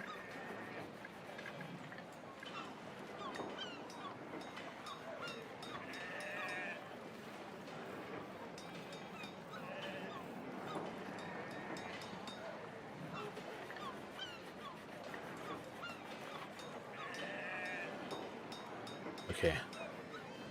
Can't do that. Let's build one here. Nope, let's not do that. Okay, symmetry is everything. We don't have enough lumber. Sucked in, Sean. Sucked in. Are these trees going to grow back? I reckon they are. Oh, that's pretty neat. Okay. You know what then? based on the fact that I think the trees are going to grow back. And I don't care if they don't, to be honest. I'm going to go and I'm going to suck up all of that resource. Because I like trees and I need to kill some.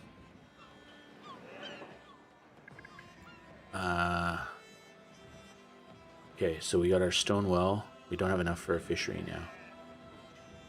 We have enough for a deep mine.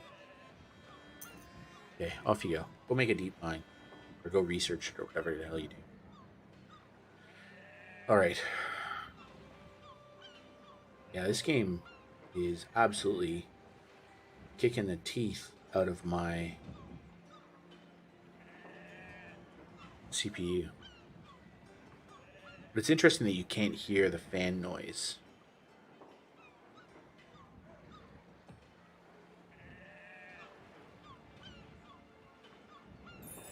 Alright. So we now have deep mines. Okay, come on. We need more lumber. Chop down trees. Chop, chop. It's a long winter, man.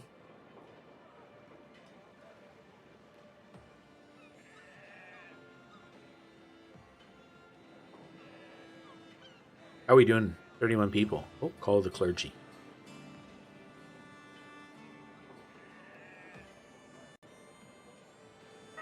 Yeah, whatever. You lot take all my money, you church people, man. Legitimately. Okay, what do we got here? Watchtower. A stone well. Okay. Oh, look at that. We'll put one here. Actually, you know what? Let's put one here. Or here. Oh, that's a good idea. I'm full of good ideas. We'll put one here. Put one here. We'll put one here. No, we'll put one here. And then we'll put one here.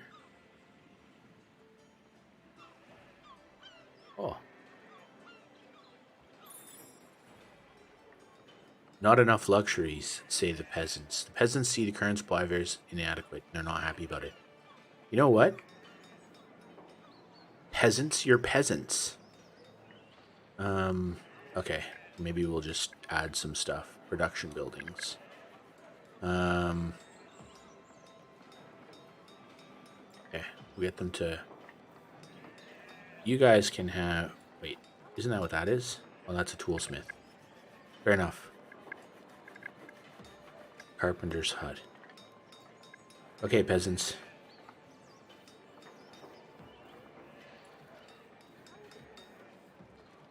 You're gonna get some furniture. What else can you have? A pottery workshop. A peasant. Oh, more peasant luxury. You people can never say that I don't do anything for you.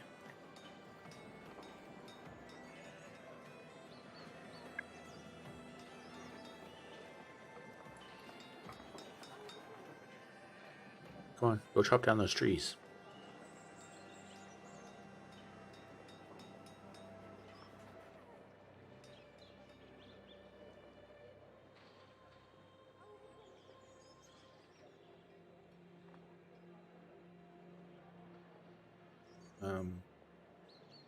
It's a pain in the bum, but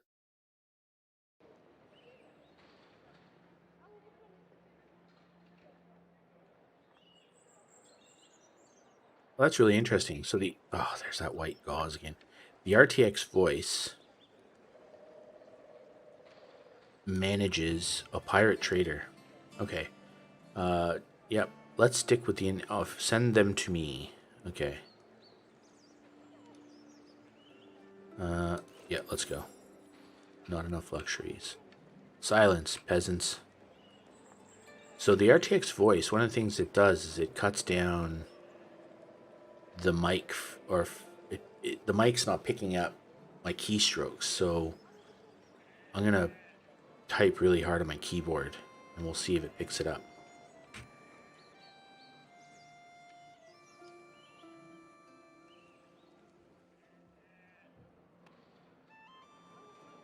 Yeah, it doesn't pick it up at all. That's pretty neat that it's able to filter those out. How come... Oh, there we go. Do I not have enough labor or something? Need more farmers. Need more farmers. Well, what are you short of? Not enough workers. What are you talking about, man? Let's talk about this. Alright. So, still got free housing. Okay, so the security issue has kind of gone away now. They're all feeling relatively secure. Good, good, good. I desperately... Oh, a distillery.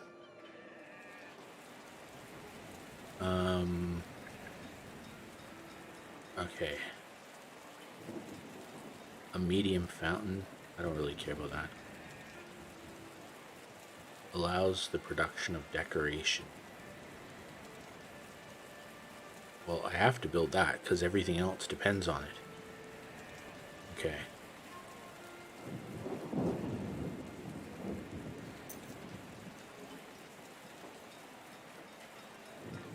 Oh, that was what I was going to do.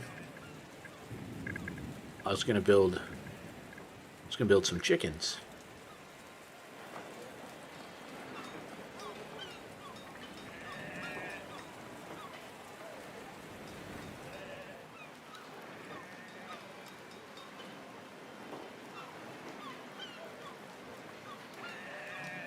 What? Why not? What happened?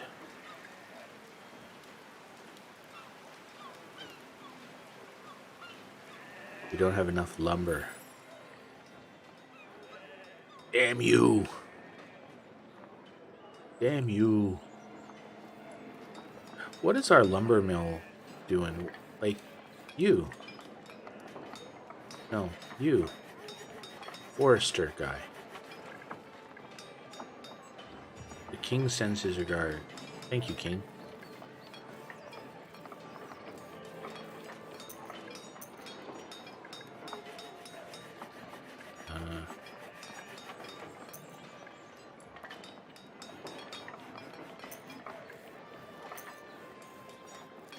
Okay, so you better produce more trees, bud.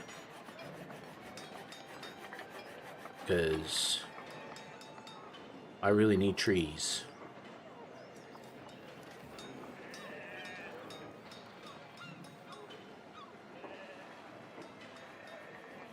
We got lots of food. We're making more than we're eating. Tools are not good. We're using more wood than we're actually... Okay. Okay, so everything else we're okay on. Peasant luxuries, not okay. Hey Zach, if you're still watching, when you're rich, you can buy me a Secret Labs chair.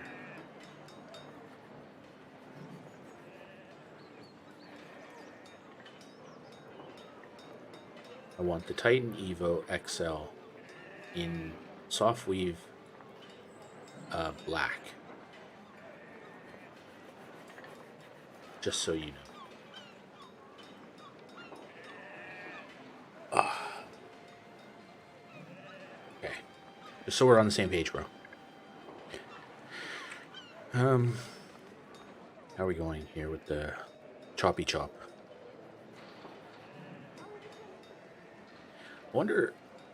Let's watch where these little peasants take these trees that they fell. Where do they take them? Okay, here comes a peasant now.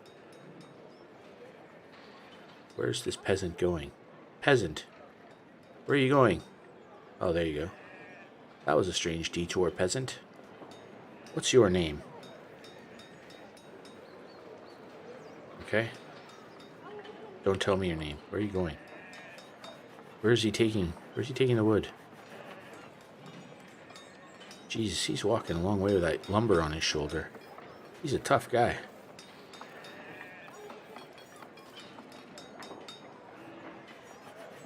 So he's taking it here. Oh, it's the warehouse. Oh, okay. Well, you know what? Well, okay. That makes a lot of sense now. Quarry. Okay.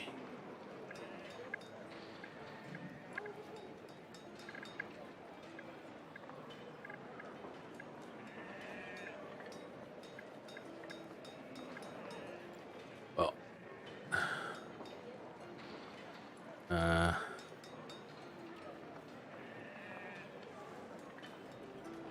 Let's put that there. I think we just need to build more warehouses. It's raining in Seantown. Okay, we have enough wood now to build that farm that I want. And I really only seem to want this farm now just so that I can say that I built it. Why? Why? What was short this time? I had lots of lumber, and now I don't. I'm gonna just hold it here until I get enough lumber. Or not, because it doesn't appear that I'm ever gonna have enough lumber. Okay, nice.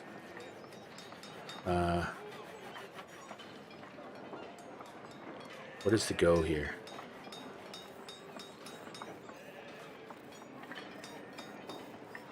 So we're producing more, but what's hey, we got an extra adult. Does that mean they live in one of these houses?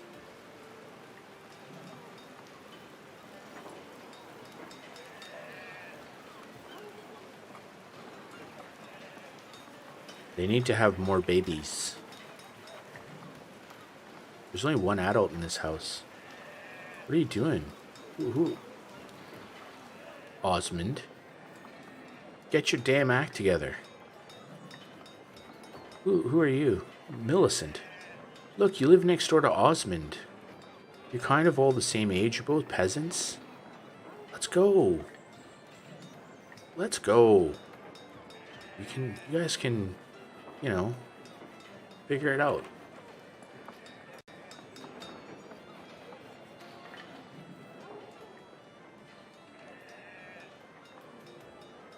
Sean needs people. Make me some people. Osmond and Millicent.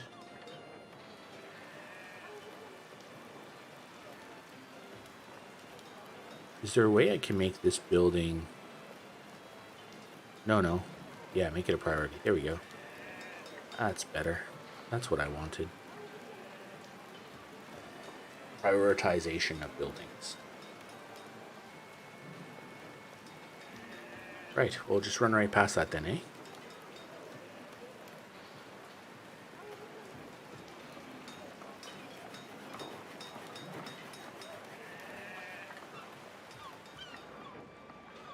The order queues and the work order queues in this game are not great.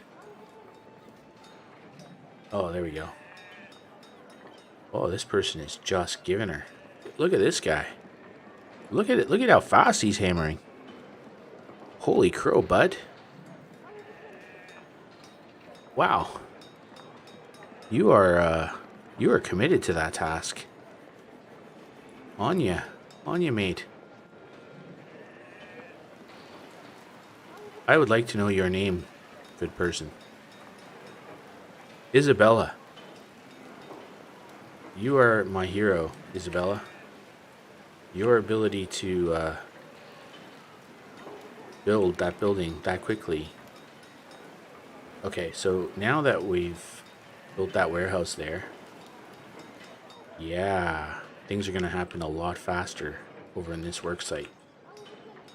So, are those trees growing back, or what's the story, Morning Glory? Or was I just kind of making that up? There's mushrooms and berries, but I don't see the trees regrowing. That would be less than ideal if the trees didn't grow back. Riots? What are they? They're rioting? Where? Where are they rioting? Where are these peasants?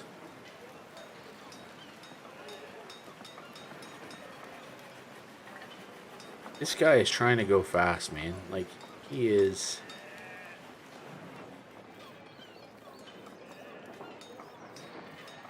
Richard. Richard is doing the thing. Okay, so we need some people. We need another forester. And we need a carpenter. Let's go. Not enough workers.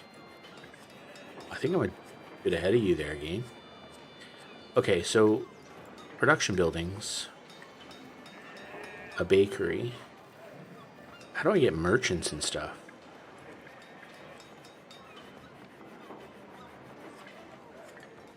Clothes. Alright, let's get after that. That looks like something we would want to have.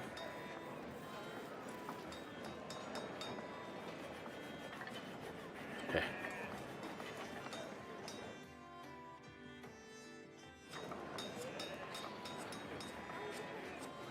What are we building here? A pottery place? Okay. So, we now need a potter.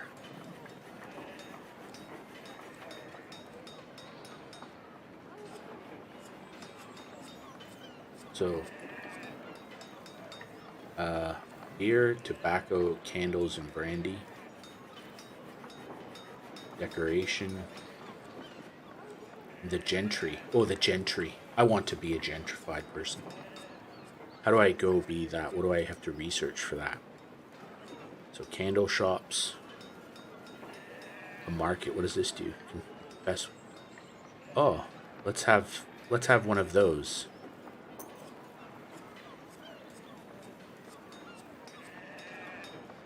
I will have a market, sir.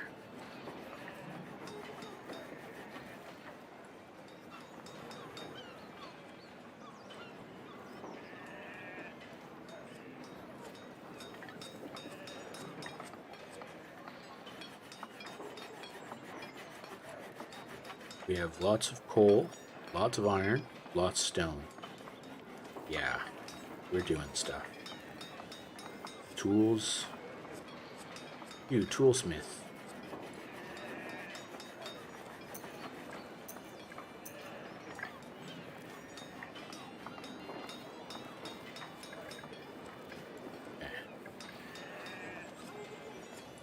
Okay, so you now need to be careful because we're running out of people, and we need people to build things and choppy. So until we get some more people,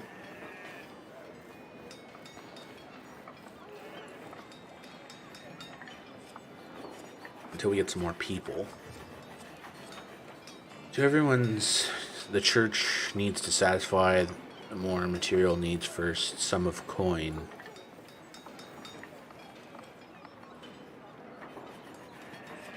It would be useful if I could see how much coins I had right now.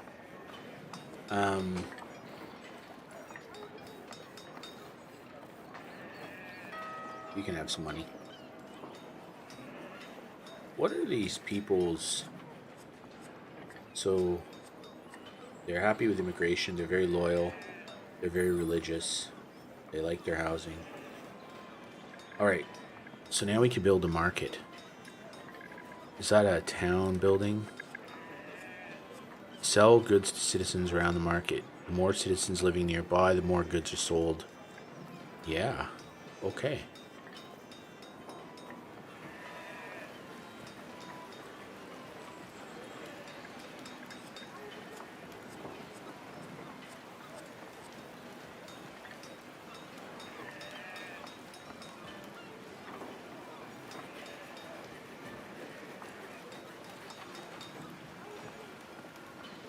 All right.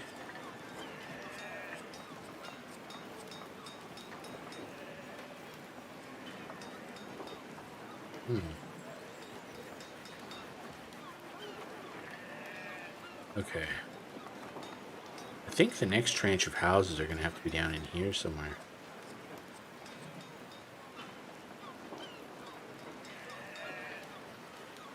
That signpost, man. How do I destroy that? How do I kill something? Demolish, yeah. There we go. That signpost was unnecessary. Town building. Market.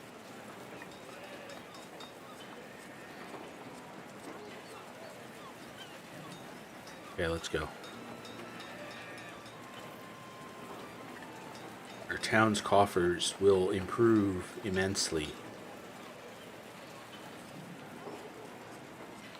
Let's go. Oh, they've finished.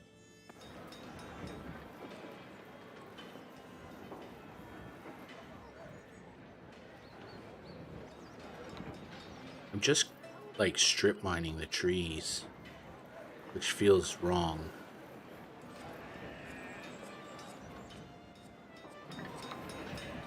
Okay, so now I need to employ somebody there. The tailor.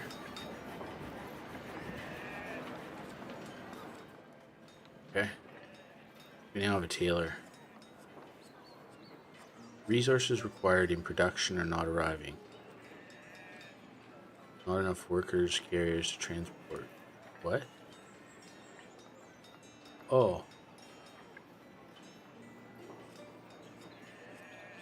I don't understand. Oh, I don't have clay. Oh, I'm dum-dum. Well, that's a bit of a pain.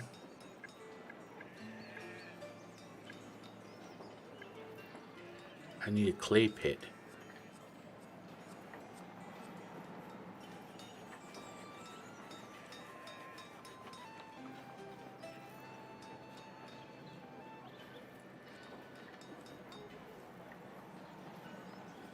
Okay. Yeah. Well, now I'm not going to have any people. My people are breeding, but they don't seem to be turning into workers. It's like, at some point, we need to have some of these children turn into... We need to have some of these children turn into adults or something.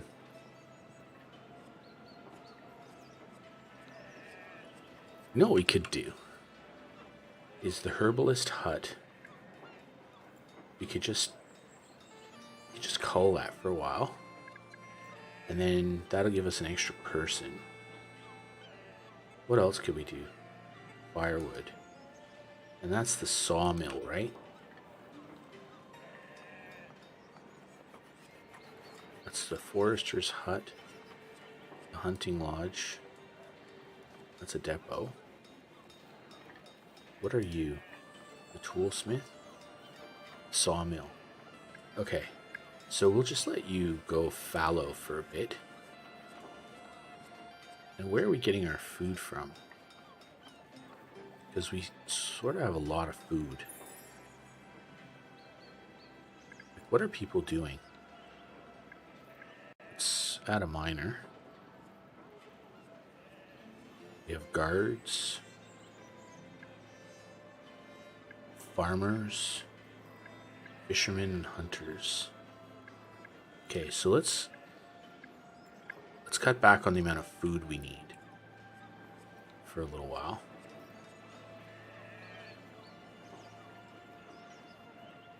Because we'll pay attention to it, but we have a lot of food, and we have a lot of firewood, and we have a lot of herbs. So we may not need that many for the time being. Oh, okay, so now let's go to our job board. Potter. What are... Clay pit person. Apparently I've added a clay pit person. Oh, that's a mine. It categorizes itself as a mine. Okay. So therefore, you should end up with some... Yeah, okay. There you go. So So you should have that now. Yeah. It's all working. It's magic. And our market is almost ready. Let's go. High priority. Smash it faster. Okay, so... yep. Trader. Jobs board. Let's go, trader. Alright. Sells goods to the citizens.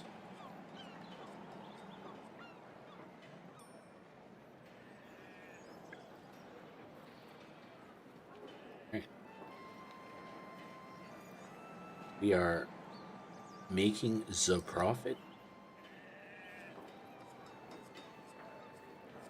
So the other thing I think that should happen out of this is by not having the sawmill, we're going to be having more trees.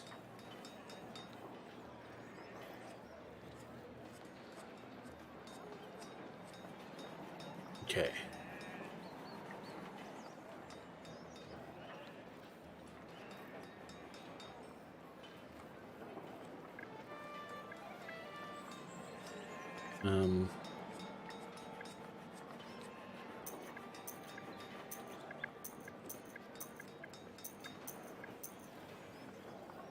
Okay, so that's fully upgraded now.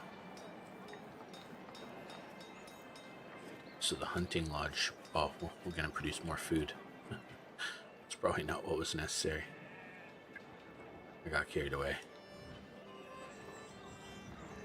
Alright. Let's go. How's the market going? You're producing 164 profit. I need you to make more profit. And more profit.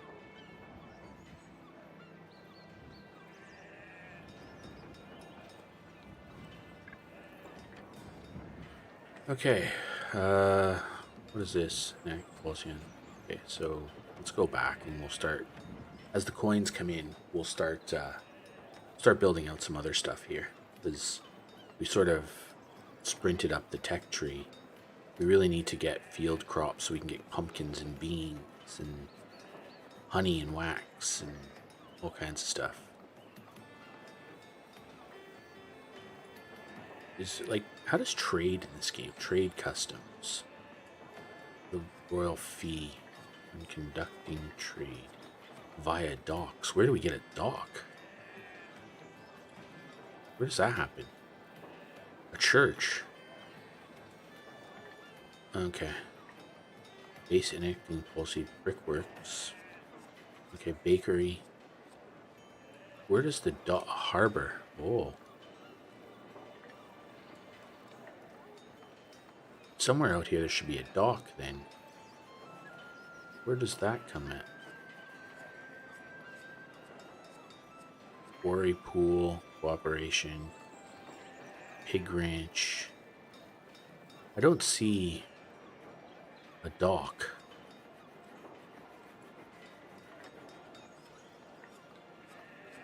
Market toll.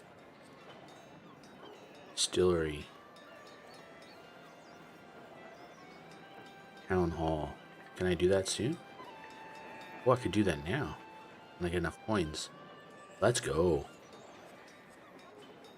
More trading options. That's what we want. Okay, so we'll save our pennies and we're going to get to town hall.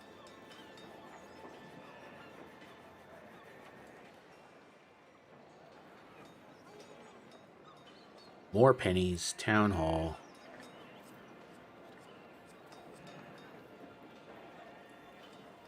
Okay. Hey, we have more people. Royal tax increase.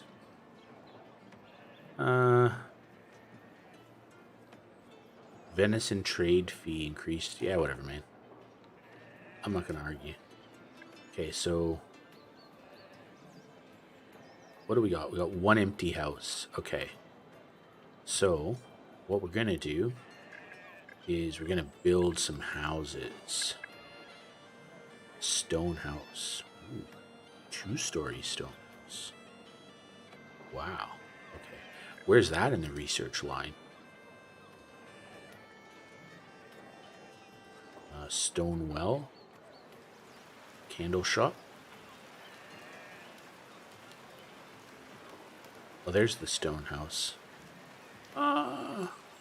Anyway, for now, we'll just add in a peasant house.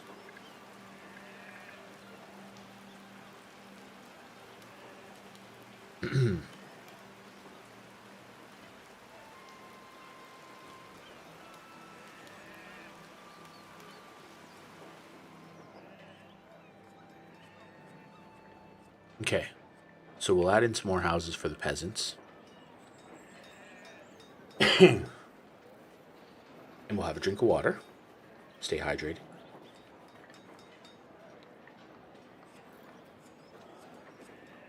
Okay, so we have more people now. So we can... So our food and our firewood and all that stuff is still going pretty well. Where's our sawmill?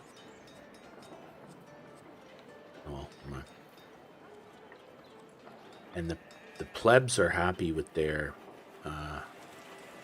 so beer, tobacco, candles, and brandy. Okay, okay.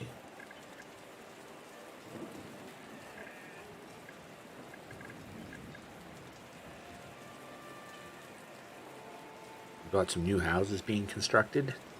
Oh, you know what we probably... okay. The watchtower there. So we'll need to put maybe another watchtower somewhere, but for now that's probably fine.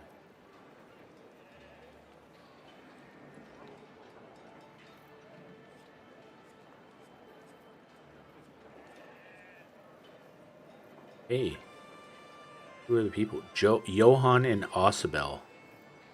Yeah, Johan and Osabel. You're my people. Hannibal and Kirsteed. 16 and 17. Yikes. You guys are... Jonas and Carol. And they have a... Jonas. Carol is a cradle snatcher. Millicent's still living by herself. Osmond's still living by himself. You live right next door to each other. Come on.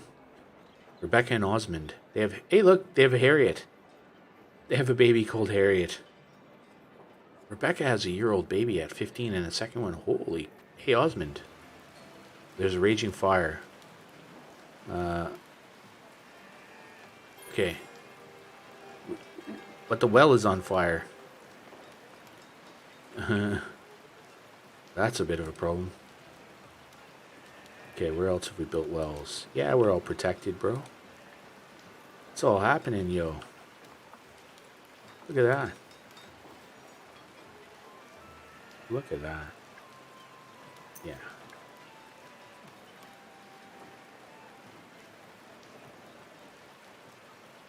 Oh. Yeah.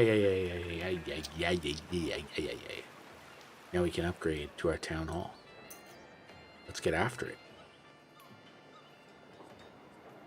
Let's get after it.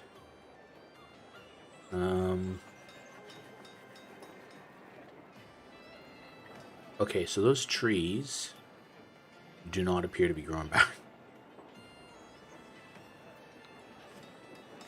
Although they seem to be doing okay over here.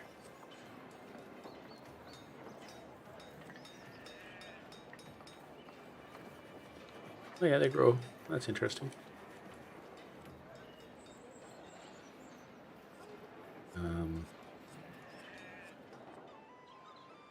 Hey, look at our little piggies.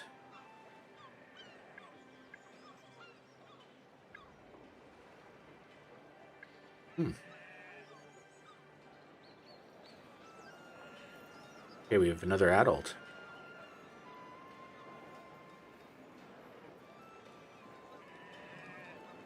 I don't know where they're living. They don't seem to have a home. Oh, unless they've moved in here. Johan and Osabel? Okay. Hannibal and Kirsty? Yep. Karis and Jonas? They have little Myra now, isn't that nice? Millicent still no. Osmond, no. Rebecca and Osmond, yep, they're doing okay. Segrave and Awen have little Harmon. They started late in life. Good for them. Rafe and Mare. Katerin, Sicily, Wilma, and Marehead. Oh, hey, our town hall. Let's okay, so now we could probably research some more of those things that we've been kind of avoiding. Statues, don't really care. Propaganda, what does that do? I don't really need that. Homeschooling increases education. Yeah, I don't care when people are a bit dumb. Enacting. No. Fishery and a pig ranch. A candle shop. No waste. Tariff. Increases taxation. That seems a bit harsh. What do we got? Market availability. Increases the market toll. Trade customs. Okay, so what are my trade options now? Slow down. What can I do here now? It said I had trade options. What policies can I enact? Oh, I don't have enough. Okay.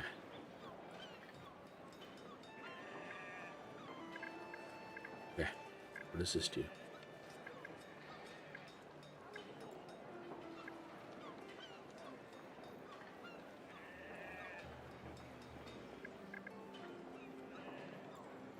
Essential budgeting. What does essential budgeting do? Basic upkeep goes down. Influence. It's worth 200 coins a year. Okay. Well, let's go back and start thinking about. So food and that's not really super important to us right now.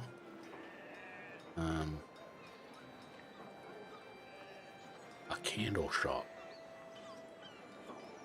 Oh, we need the apiary, I think.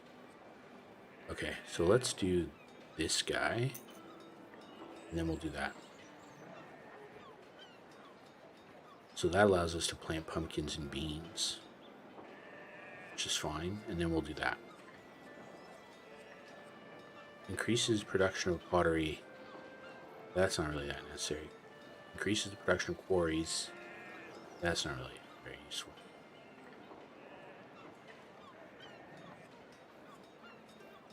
Okay. What's this? Bricks.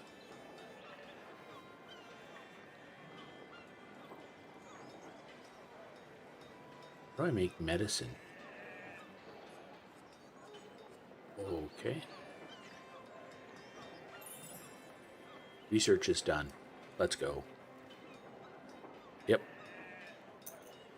Let's get after that. So we'll build an apiary and we'll get honey and wax going. Let's go, fam. Hey, where did our thing go? Where'd the little guy? Oh, there it is. Okay, so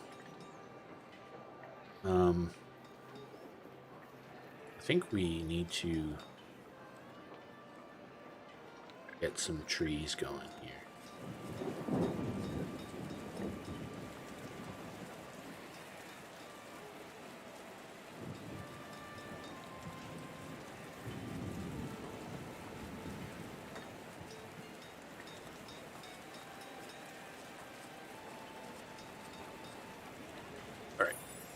Research is done.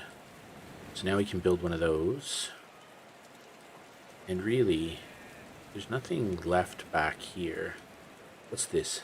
Increase the peasant's happiness. I don't really care about that too much. Research drafting. Reduce the time it takes to conduct research by 30%.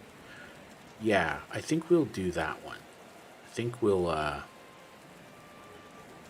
spend the 1,000 coins on that one.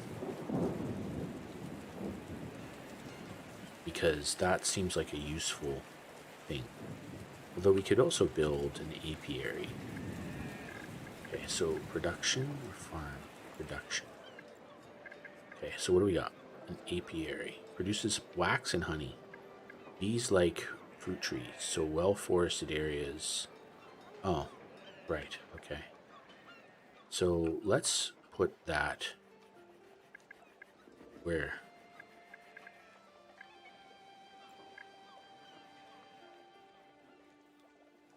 Okay.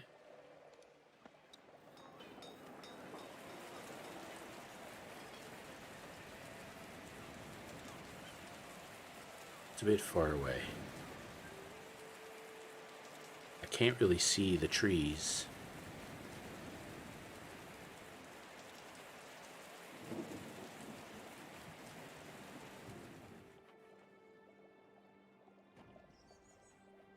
Okay, so maybe what we'll do is we'll stick another warehouse out here. Somewhere. Where's the warehouse? Is that a town building?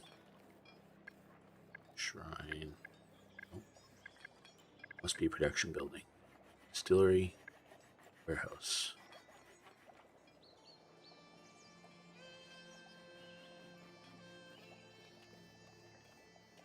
Let's do that. And then we'll build some roads. Ooh, we can build stone roads.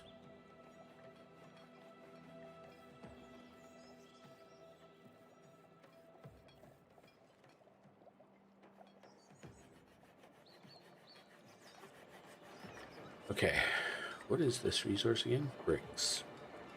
Okay, so we need brickworks for that. What's our research? So, go back. So we have the apiary, research drafting. Yeah. So we need some more moolah. And that'll then help us research things faster, which is an ideal scenario.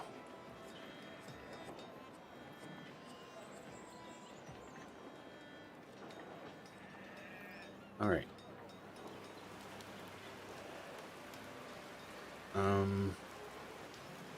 Well, we'll just wait. So we still have 37 people. All of these new houses are nice and empty,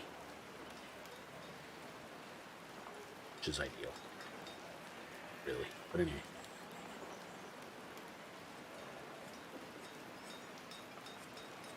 Okay. They're chopping down trees.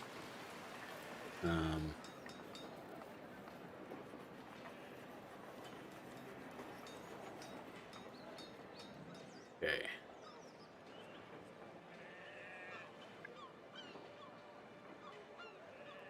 Oh, that was it. Research time. Let's go. Let's go. So that'll help us research things quicker.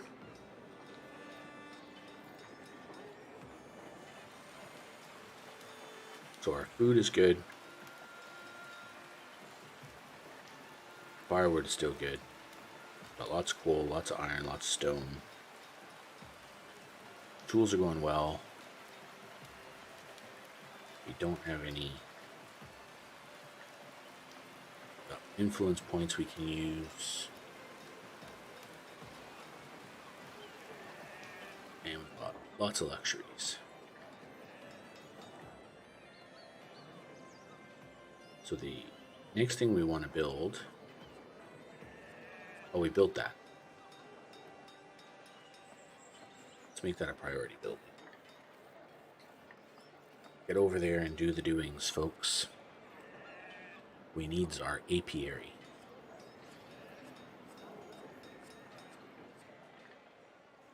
Oh, they're there. They're producing honey, wax.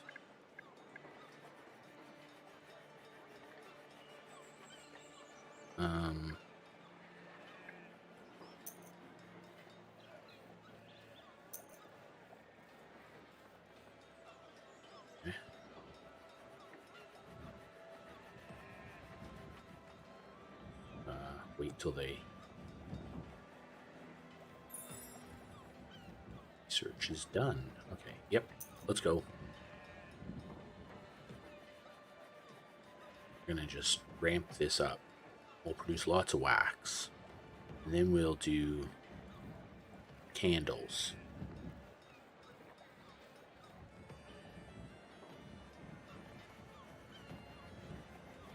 How do I grow all these other things? Okay. Must be some research I don't have yet. Okay. Let's go look at the research tree. So candle shop. Yep. Cemetery. Market radius. Increases. Okay. Orchard seeds. Allows for the planting. Additionally. Oh, hello. Brandy. And a distillery. Production of cider from apples. Wait a second. Do I have an orchard? Where do I get apples from?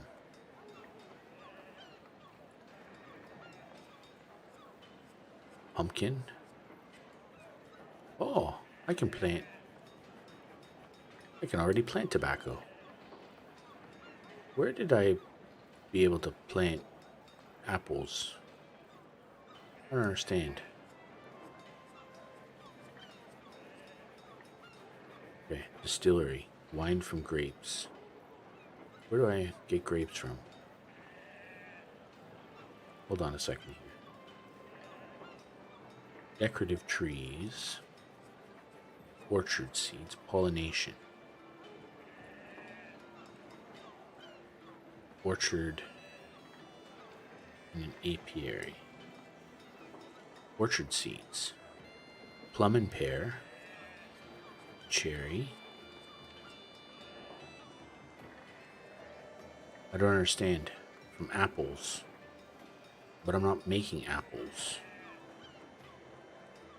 Okay, can I just plant apples by default? Is that the go? What's going on? No farmer on the ranch. Why is there no farmer? What are you doing, man? Okay, maybe I misunderstood. Okay. Farms. Orchard.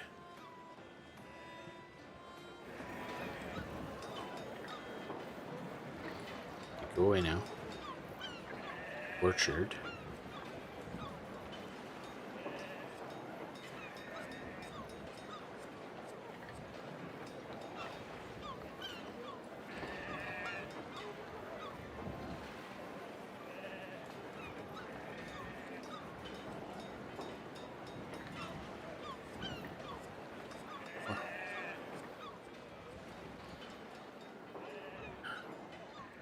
Is that being built?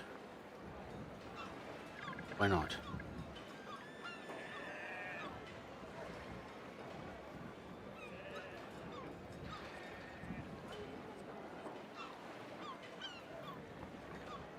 Okay, here we go. Okay. Let's go.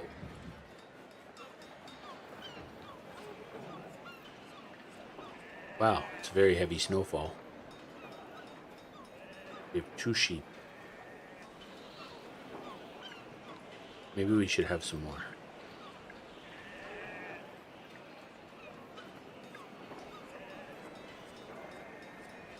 What's going on here? No farmer. Why do I keep not having farmers? What's the go here?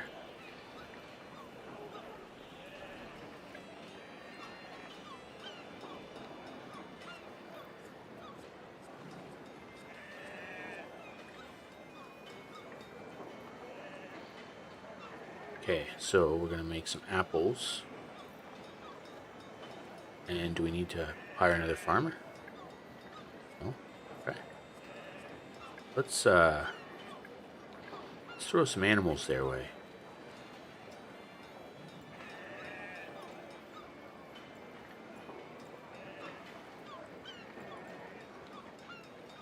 Let's go. Lots of wool.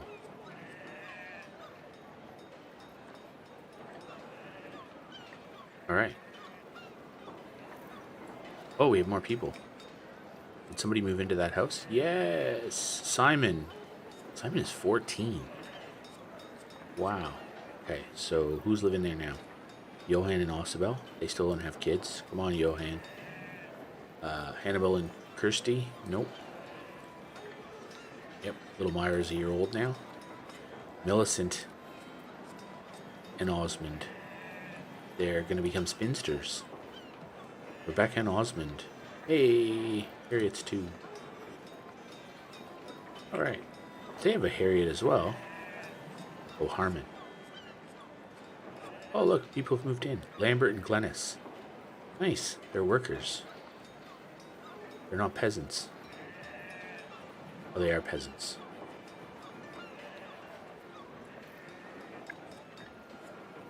So we have 3 empty houses.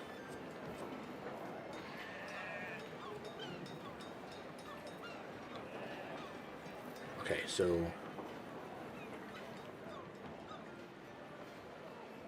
let's go.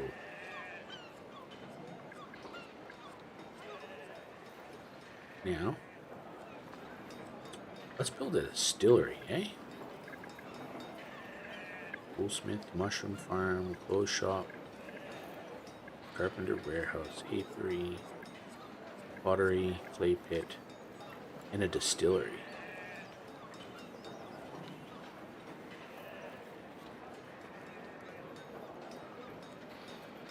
Let's get after it.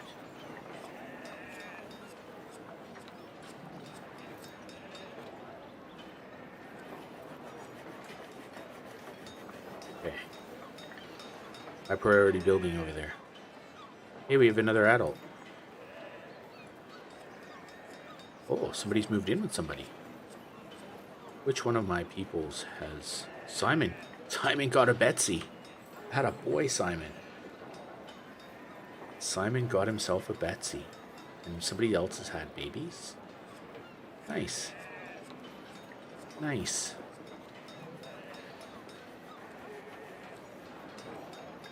And you know what else we could do? We could do it. Oh, I think we have to research the candle shop. Okay, we'll do that next.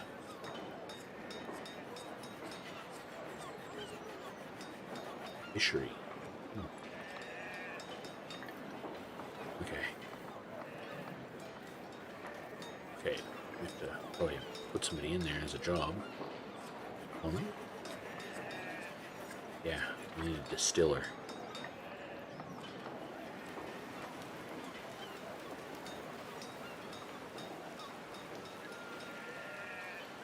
Oh, look. Homeboy is doing his thing in the field. Okay. Candle shop. Let's go.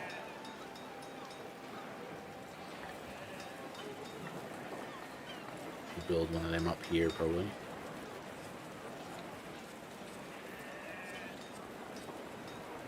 What's our warehousing? Yeah, we still got lots of stuff.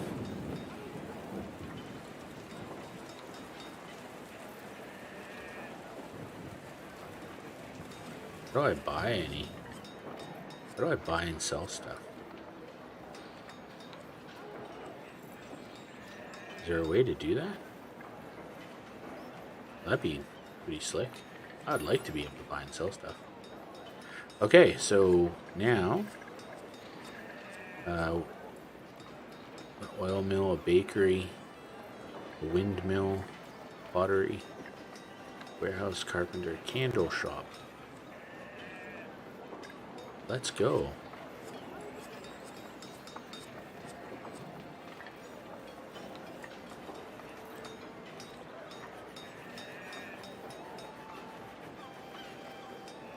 Holy moly, our little village is turning into a thing. Got all kinds of stuff going on. We'll soon have candles. Producing apples. Do we have any apples? How do we know if we have apples?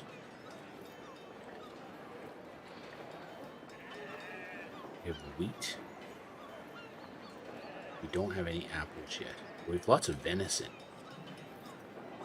Ooh, lots of venison. King, sir, our guardsmen have caught several infiltrators wreaking havoc on our stockpiles. They claim their only goal was to weaken the king in his local affairs. There's a bounty on their heads. What should we do with them? Whether or not they wanted to hurt the king is relevant because they attacked my city. Send them to the king in shackles for the bounty. I don't approve of their methods, but I approve of the king even less. Ooh. We'll join our city and blend in. We have 5 new people.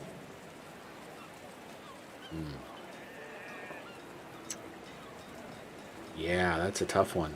I could use the people. Yeah, I know. Now there's a housing shortage. Of course there is. Okay. Let's build some houses.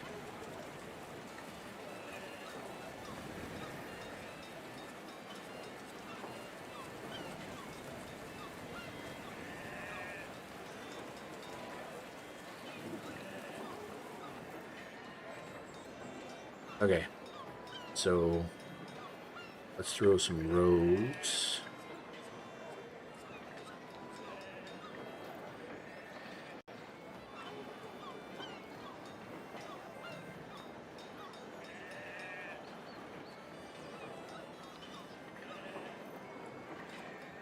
All right, let's go.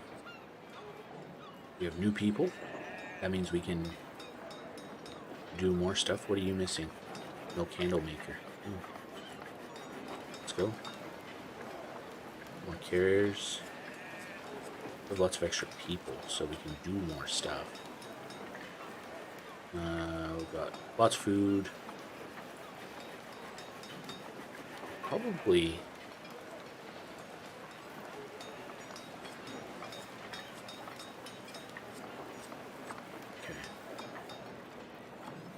What we should probably do is add another production building here. Forester's hut.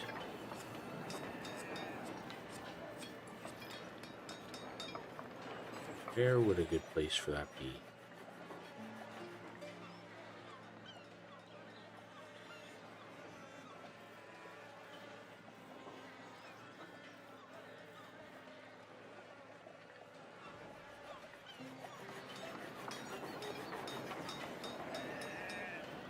Is that? Oh, that was a dumb thing.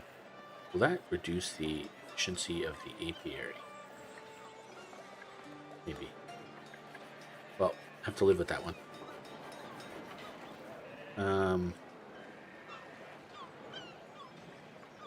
So,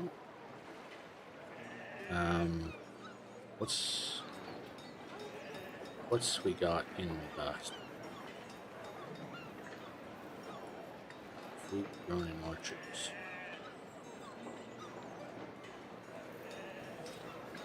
Okay, so candle shop is going.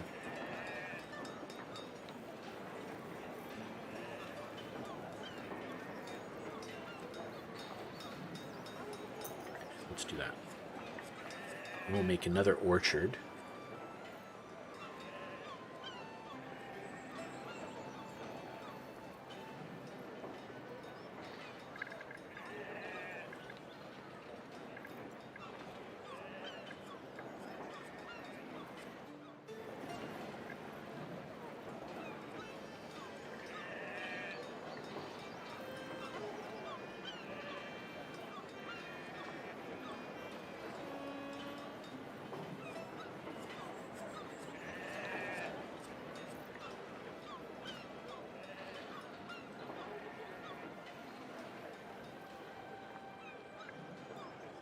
We'll build one more, eh?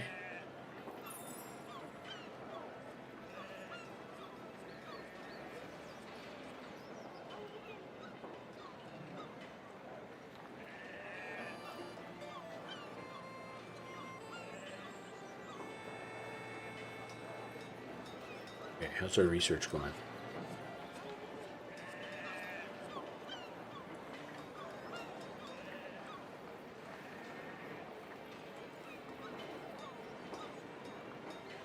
How's production of cider from apples?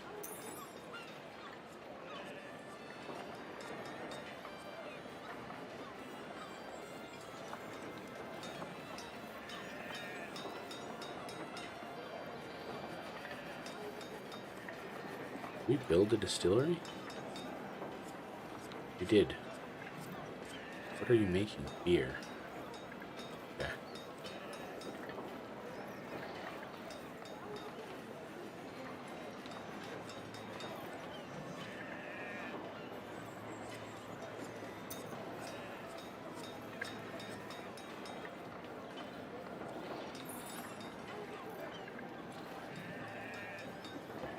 So let's make another. So here you can do what? Yeah, let's go back. Pear and plums, brandy, cider in a distillery. Okay, good. Orchard seeds. Okay. So let's do a couple of distilleries. I don't have enough money. Okay. Do those in a minute. Oh, then we have enough money. Oh, bummer. That's a bit of a... That's crap tax.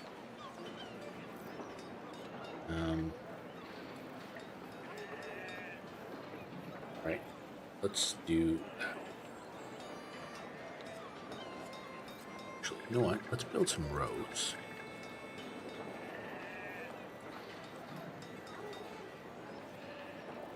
Now that way we have sort of a design in mind. And then we'll build a distillery here. We'll build another one in a minute. And we'll have our town all liquored up.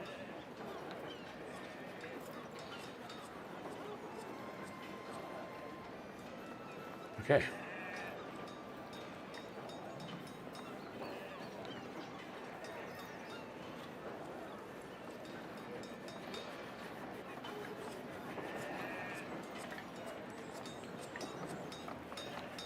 What's going on with this other forester?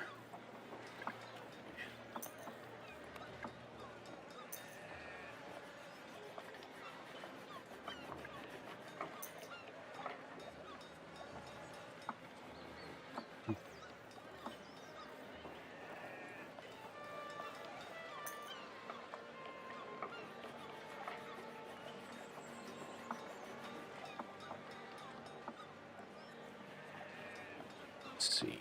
What do we got on the jobs board front? We need another forester, a couple of farmers. Now,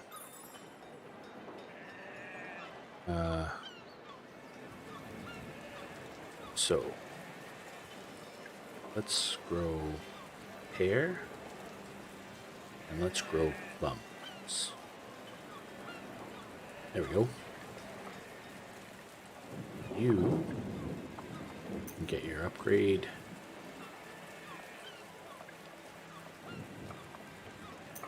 You can get your upgrade, so you're both fully upgraded now.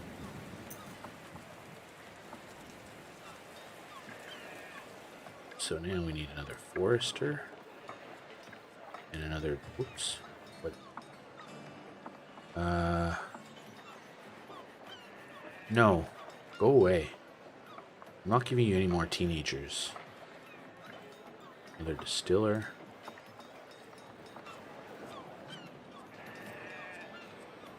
Okay, so you're gonna produce cider.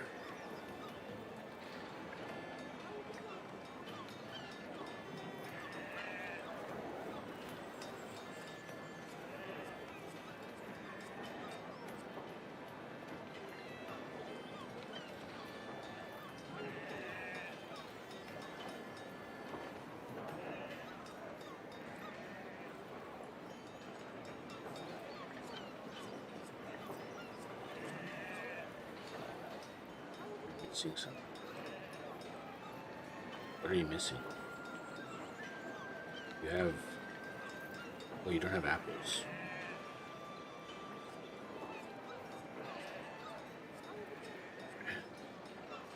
That's alright. Get some apples in it.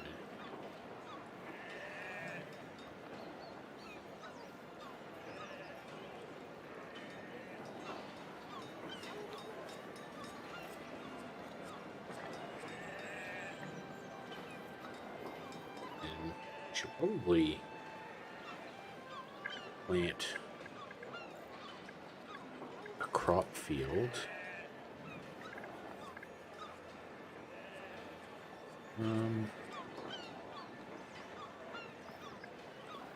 What about over here?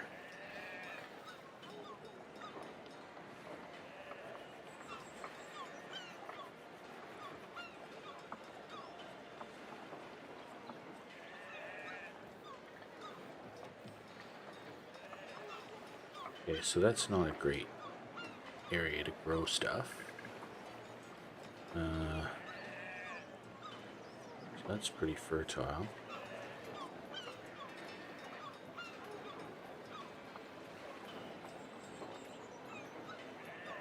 Why did that not work?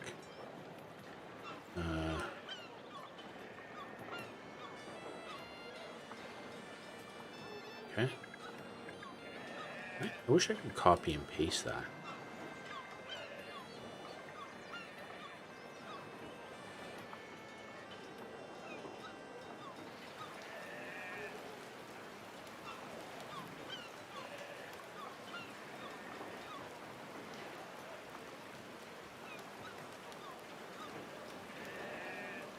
Okay, I should have apples now, by the looks of things.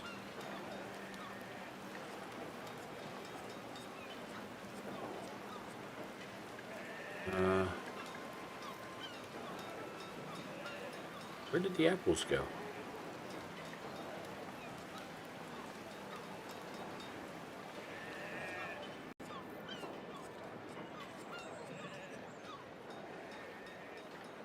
I don't understand. Oh, okay. So you need to... no farmer. Okay, so... Stiller.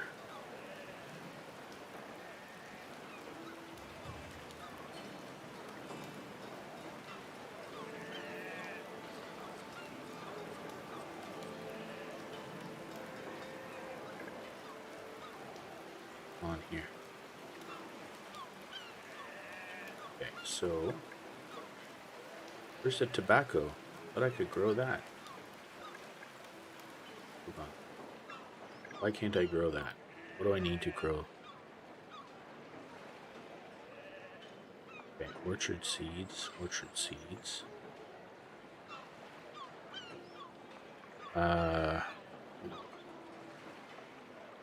Field crop, pumpkin and bean, tobacco.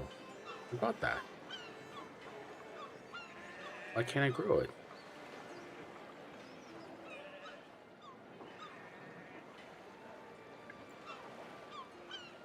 I don't understand. Okay. I don't know. What? Crop fields.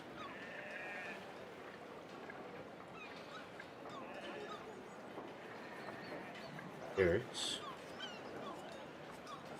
Wheat. I don't understand. Why can't I just, where do I list?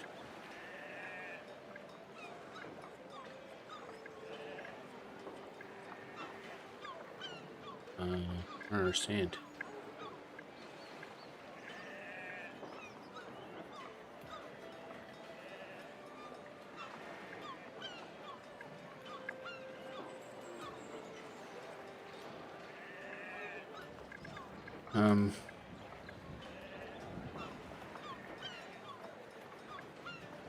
Like, oh, scroll down.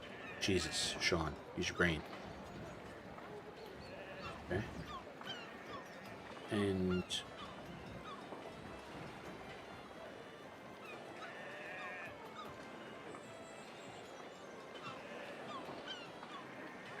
okay.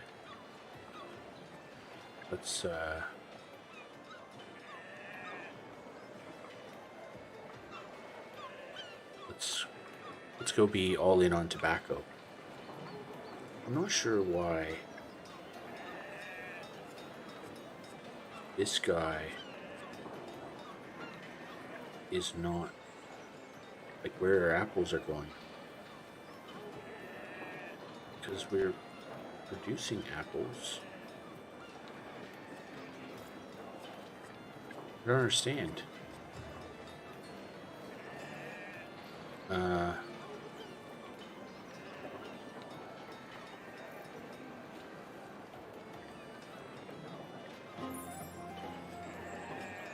Okay, so now we have a housing shortage again.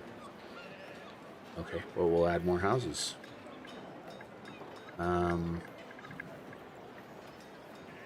What we're going to do is we're going to leave a gap there for a road. Oh, no, we got one. Good, perfect.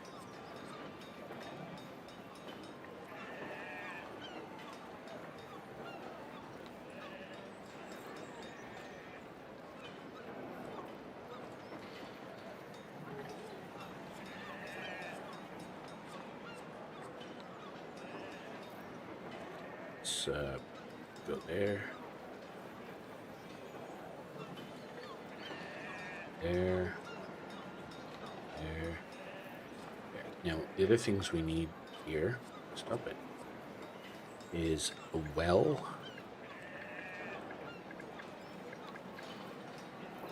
Should probably do a watchtower here.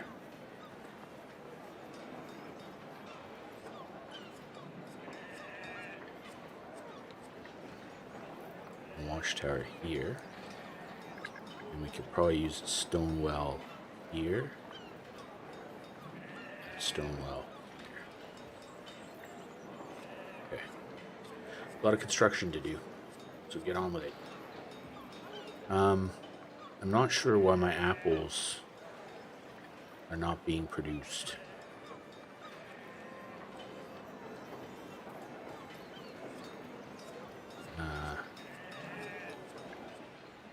But we'll see, I guess, what happens. So pears. Am I getting pears at least?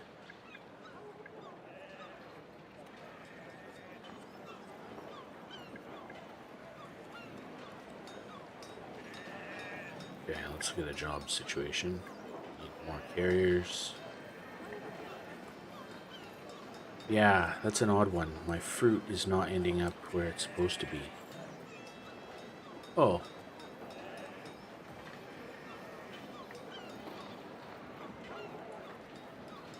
Oh, they're not. Are we actually producing anything? Yeah. Distillery. No, you're not gonna make brandy.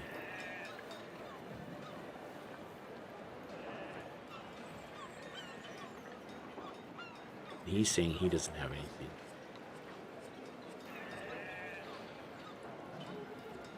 Yeah.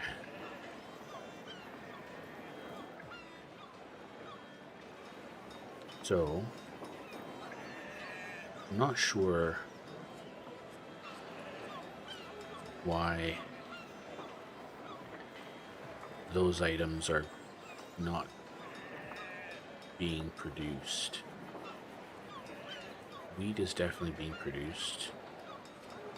Fish, pottery, candles. Some form of religious cult seems to be spreading. They do not pose a threat, but the church is getting anxious. People are free to do whatever they want. Root them out. Yeah, I don't care about that. Okay, so I'm a little bit concerned now that I'm producing stuff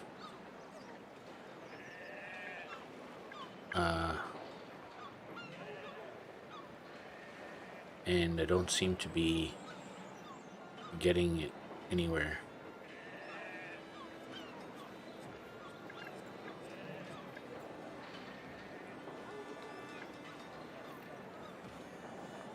So there doesn't seem to be... Hey, I wonder how Johan and Millicent are going. Oh, Millicent.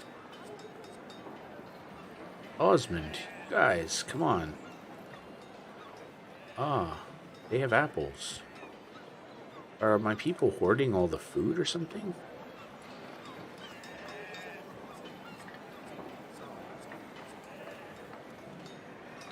They have apples.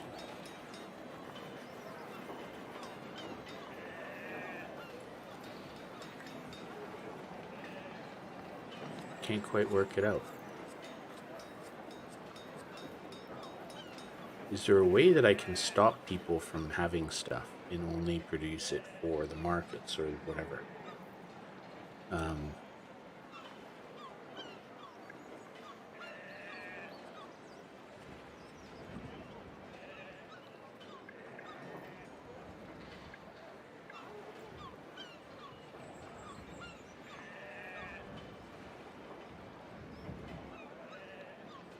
don't understand.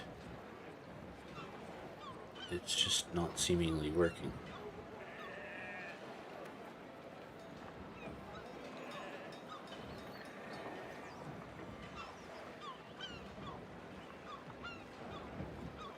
So did I produce tobacco? No. It's quite unusual. What's going on here? I need to understand this.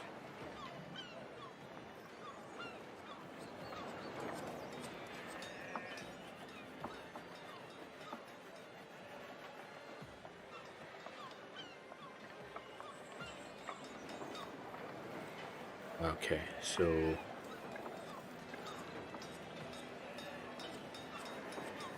probably use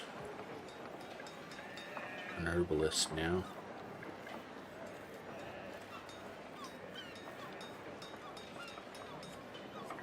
Bought the spare people.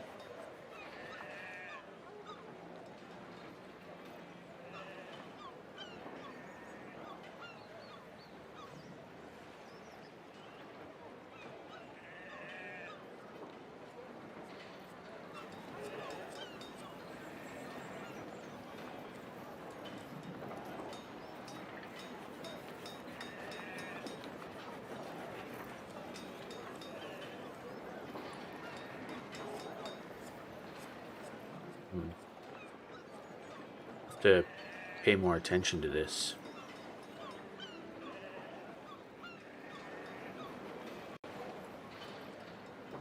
You don't have a lot of trees, man. You're not really doing a whole lot here.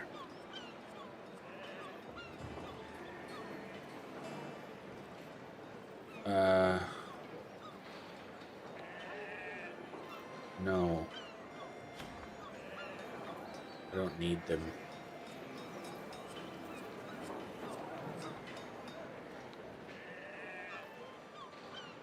Okay, let's speed it up a little. Let's give you some more sheep.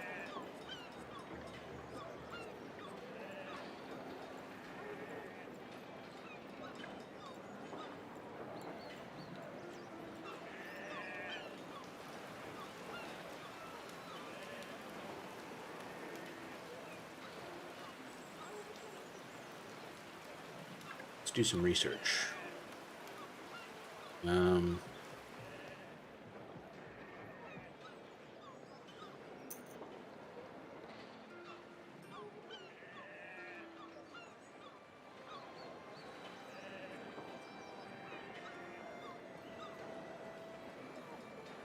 Okay, so growing tobacco.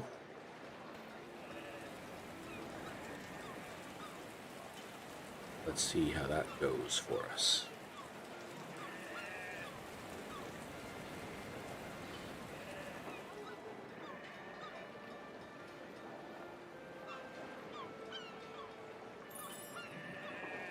Research is done.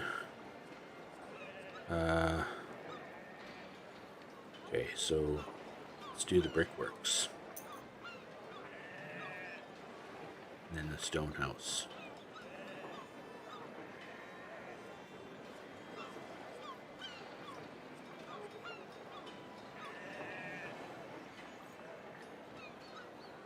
Okay.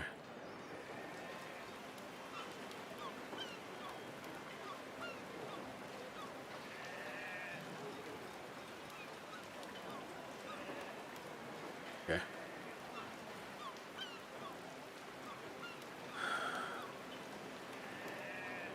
At some point in time,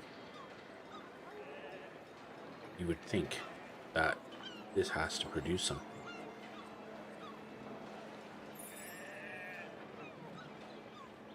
Research is done. Let's go.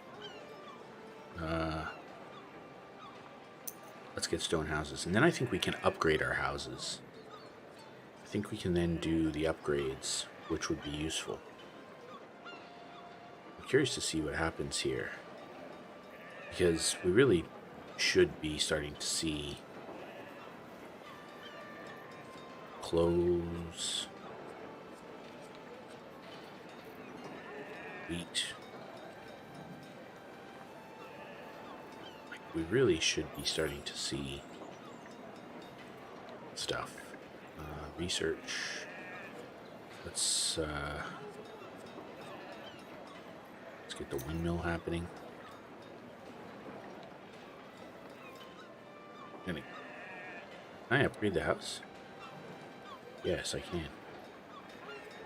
Okay.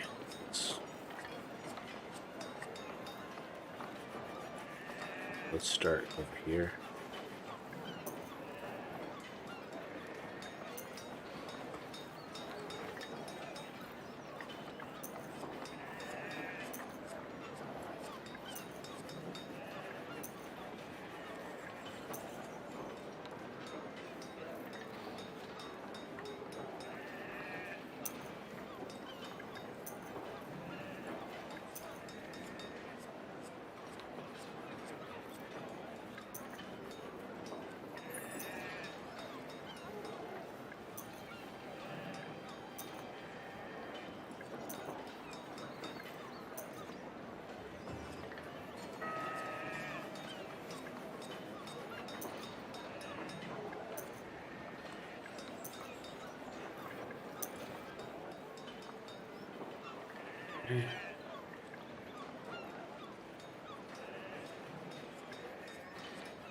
What does that do? Insulation. Oh, okay. Well, let's get after that too. So all those houses are insulated.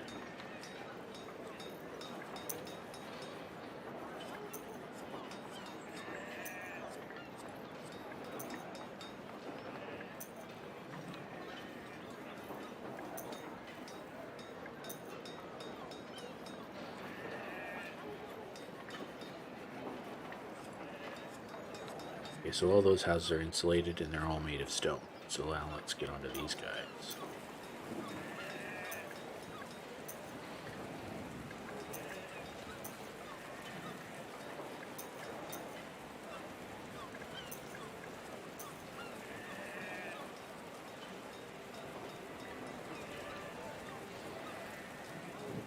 Oh, we don't have any wood.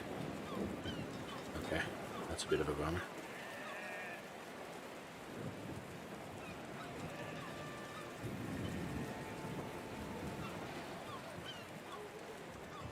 King. Oh, thank you, King. Thank you, King, indeed. I'm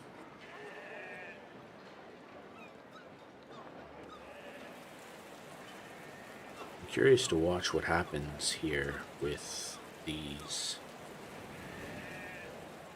Hey, we have tobacco. Wow, we have lots of tobacco. We're rolling in tobacco. Medicine.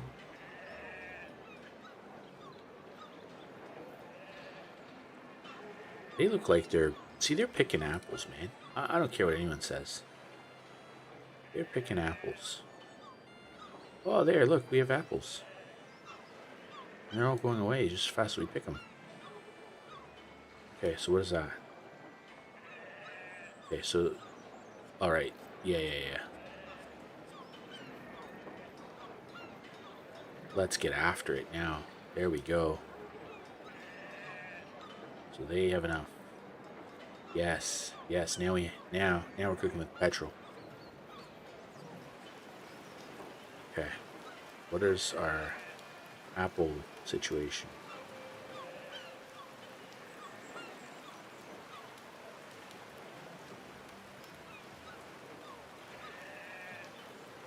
Okay.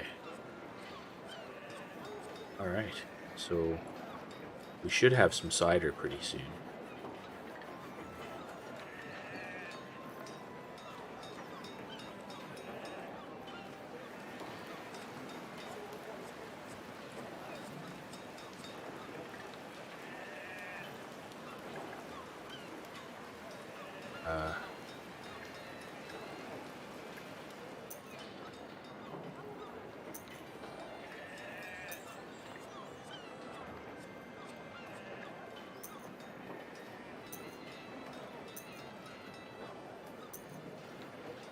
So that's you. Royal tax increase. No, tell them to get stuffed.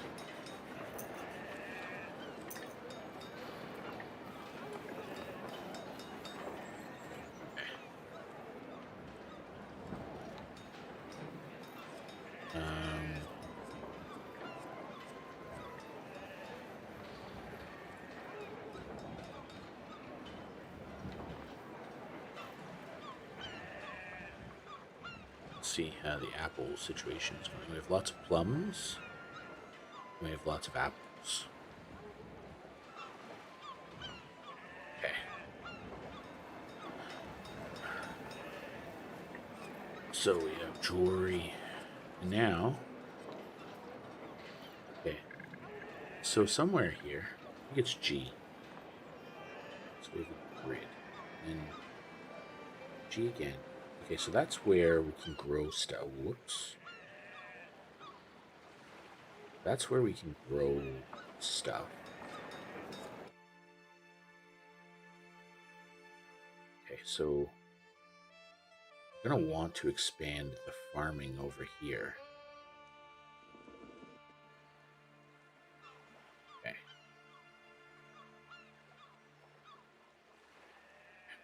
Gotcha. I'd like to know how to do trade. Okay, so anyway, we have a windmill. We should do something about that. Let's production building. Raging fire. Yeah, man, we should have. Whoa, hey. What happened? We lost a house.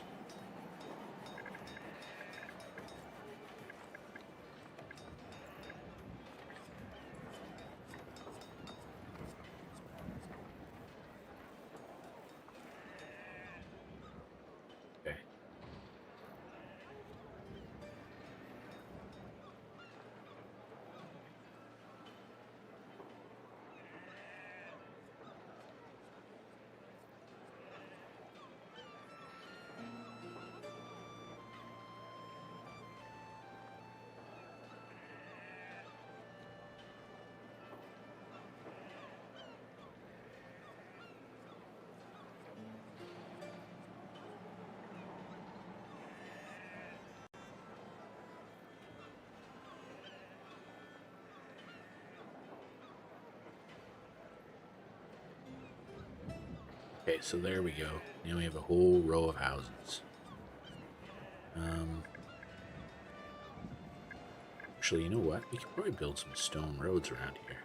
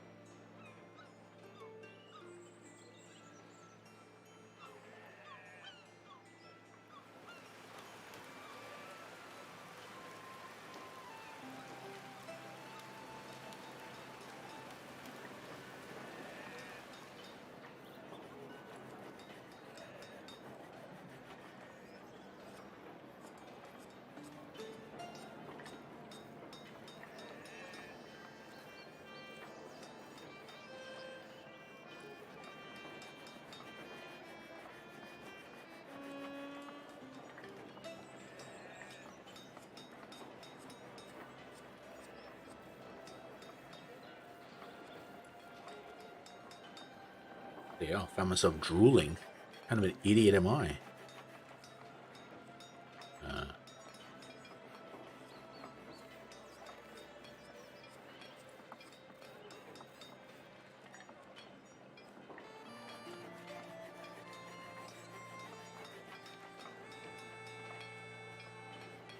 Heavens, Betsy.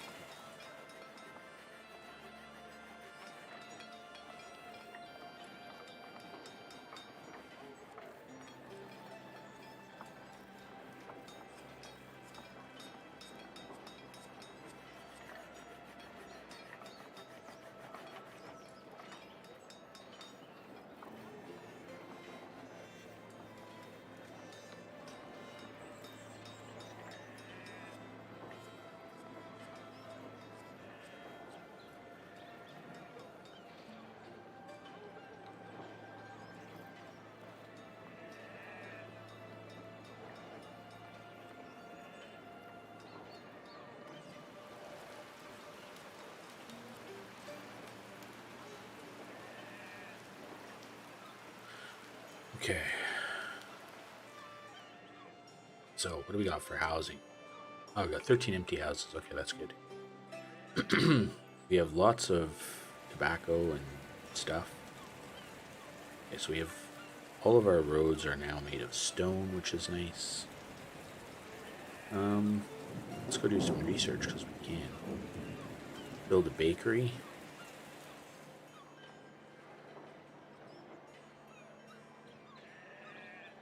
Acting grants coins income for every house. Okay, let's do that one. We'll enact that policy. Okay, I like policies. We haven't done one in a while.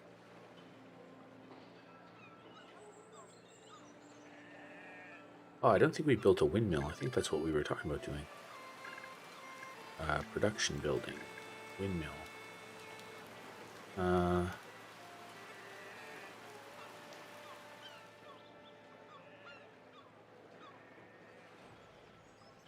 There we go.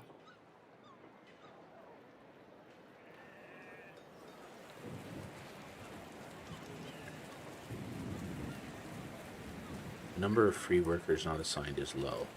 We have a lot of them. What are you talking about?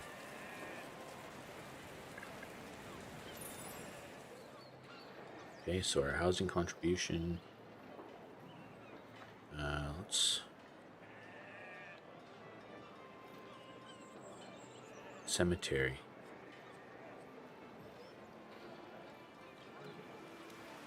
Okay, we'll let them. We'll do that because we should probably do something. What's this? Ooh. I don't really need their money. That seems just a bit wrong. I should probably do those two as well. Okay.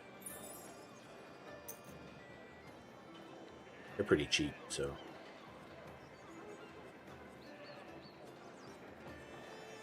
Basic budget. Operation.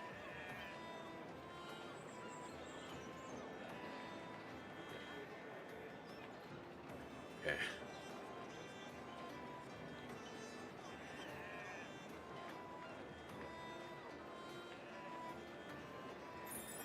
Okay. There was another one back there, wasn't there? Wait a second. Pig ranch. Yeah. Okay. All right. We need some millers. Let's go. Go mill some stuff. So they use wheat. Okay, so we could probably do with another farm or two.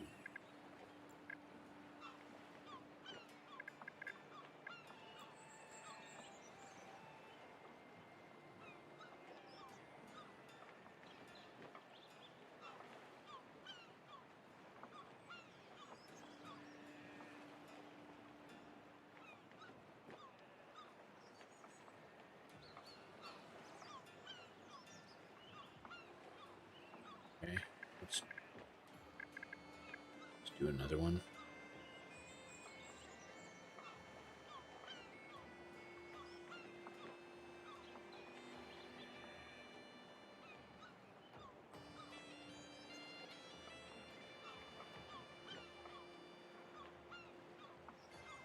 Select seeds.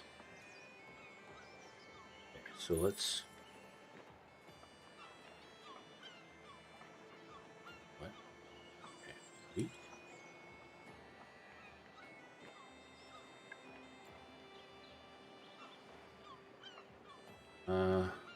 Let's grow some flowers. Why not? What's going on here? Oh, we need more farmers or something?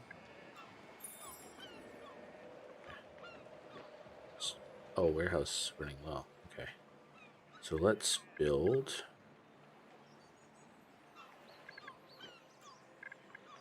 There's a warehouse.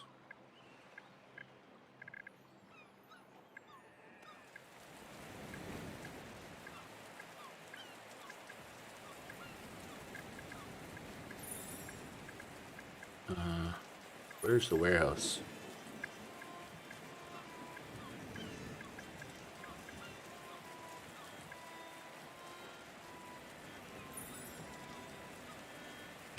Nothing I'm going to be able to fit it in there.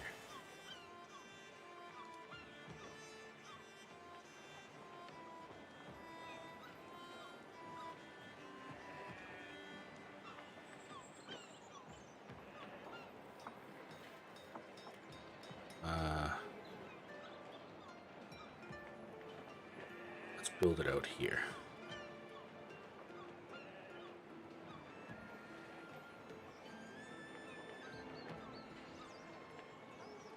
Did I just box myself in?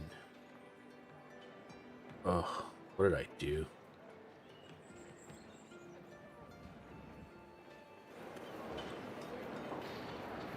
Now let's rotate through.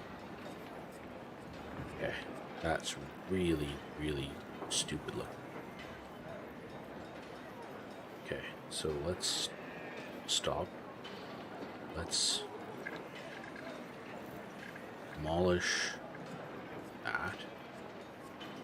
Okay, let's demolish that.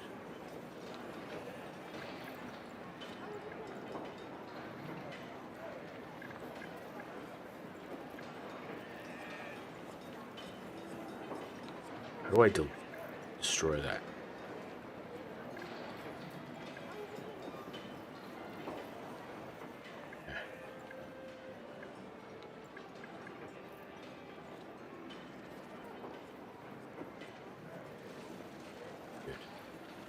Now, do I have a road in here somewhere?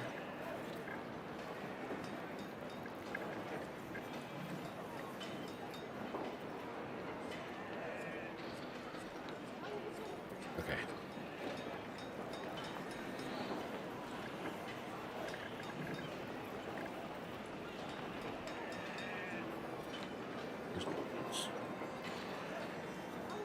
Okay, there we go. So now, let's build a well, a stone well here.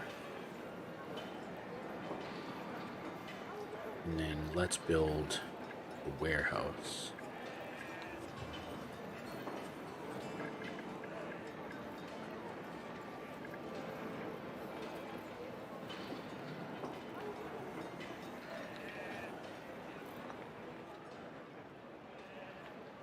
Alright, there we go.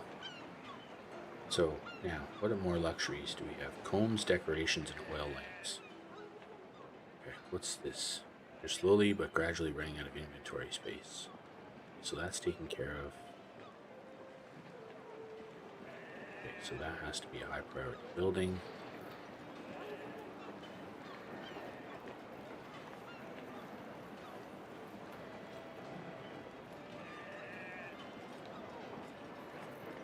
So do I have warehouse space now?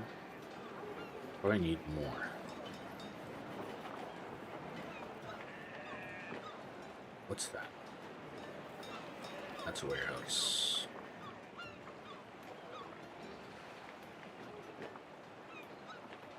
How much?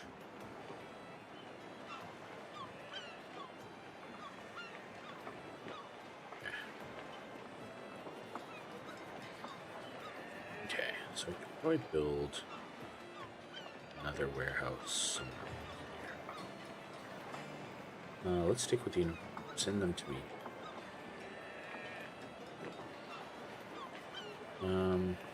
Yeah, I'll take them. Okay, so let's build another warehouse.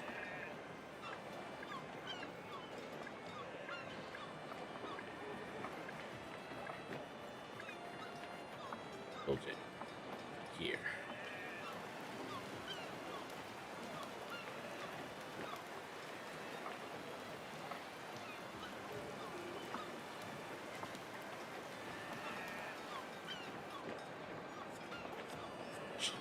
Build it over here.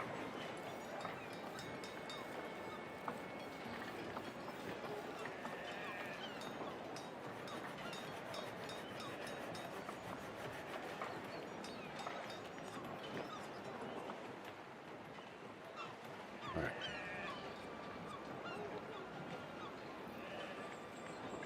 All right. Man, things are going pretty well. So what's our population? We've got 12 empty houses. We got more people.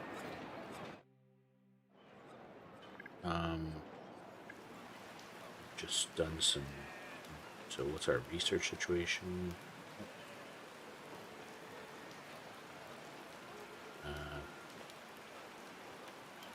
Homeschooling. Oh, I have a policy or two, don't I? Okay. I think I'll enact some policies in a minute, because I have a few. We'll enact an education policy, because I like smart people. Smart people are good. And then we'll, okay,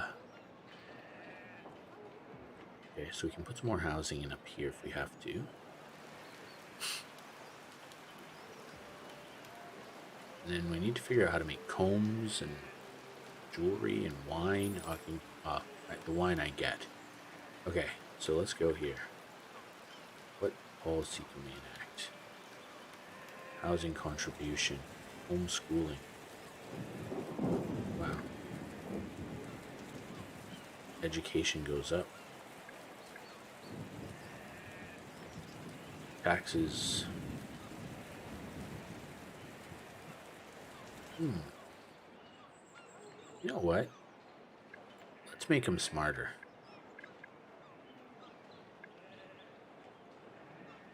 Let's do that. So let's see what happens here.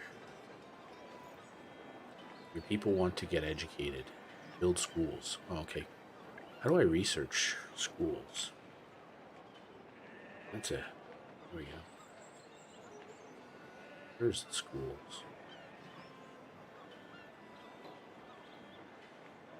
Church. Oh, I need to have a church. Okay. I guess the church. Okay.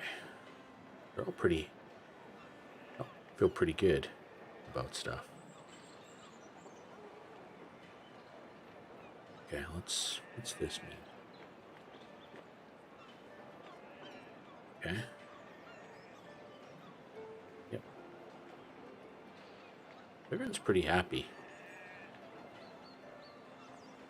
Did I ever end up upgrading all these houses?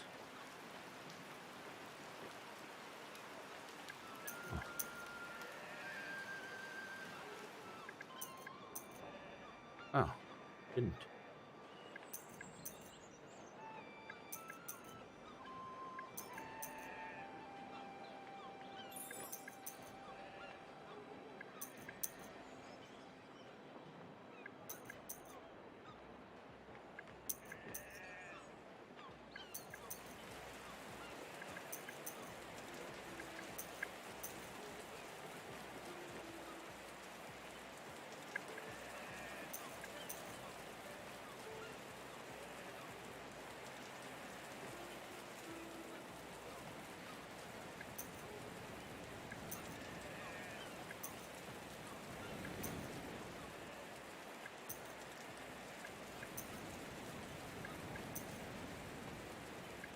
Probably need another coal mine, actually.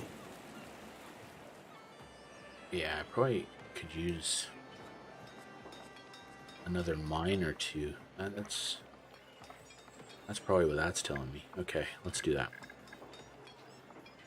Production buildings. Iron mine. Cool. Let's...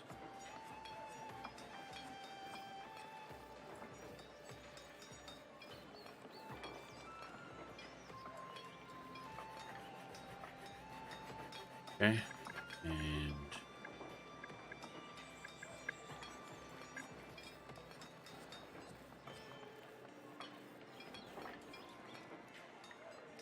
so then let's build some stone roads to them.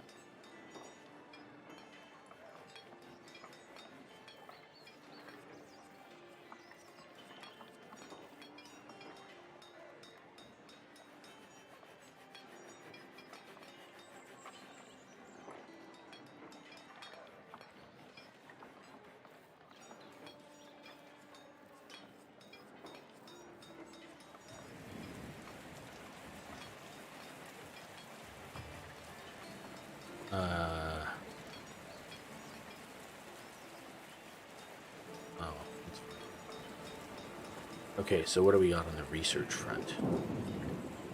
Let's do the schools.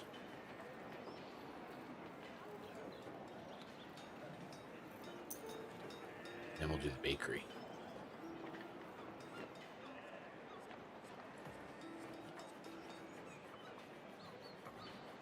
Okay, we need to get a woodcutter going. Okay, so we need another carrot. Excuse me. Need more miners. What's that guy?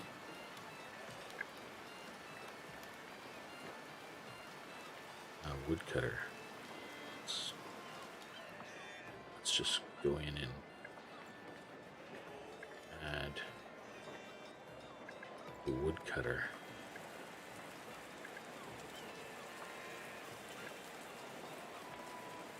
Okay, so let's...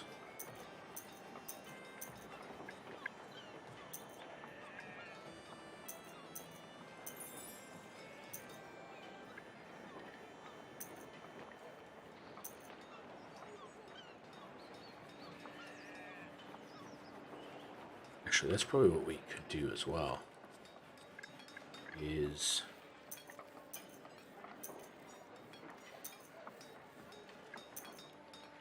create these guys.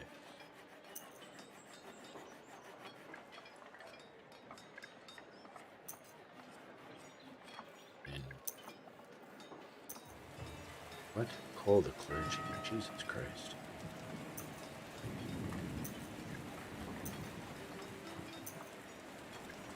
Okay.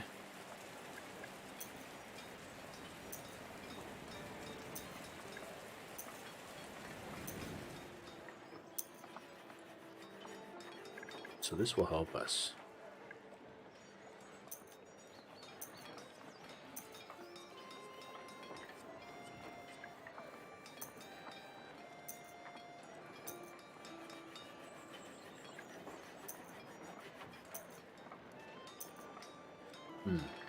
We're gonna need to go look at... Where's our... Oh, that's okay.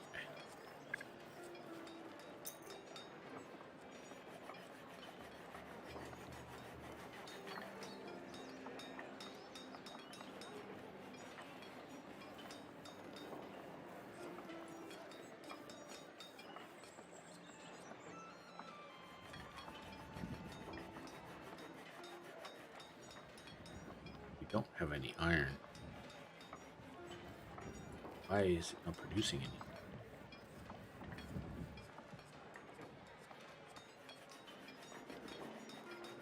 Okay, it's producing stuff. Produce more. Traffickers. Our garrison commanders reported strange movements, my lord. According to them, some shady individuals are trafficking natives. The church has taken notice not benevolently. They pay the treasury a cut. I won't allow that in my city. Gather the ringleaders. Okay. Let's go.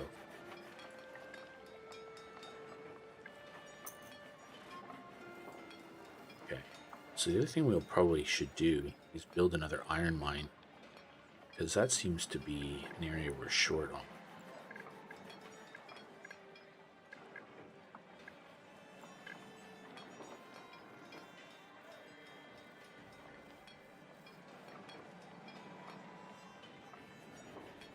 Okay, so let's get some roads out to them.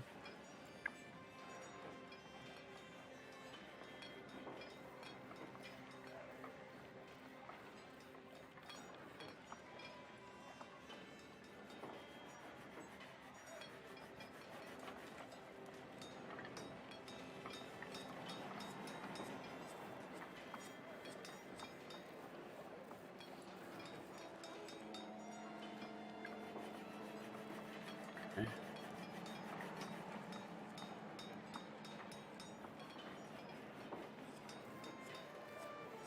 See what happens there with coal. Okay. What's our labor force looking like? Ooh, okay.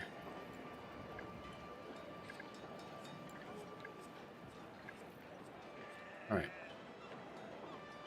So things are going okay.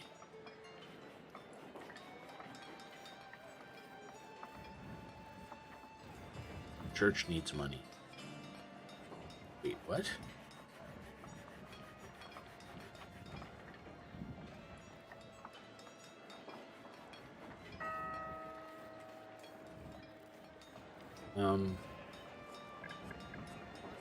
So you can build a school now, I think, somewhere. Oh. Build a brickworks.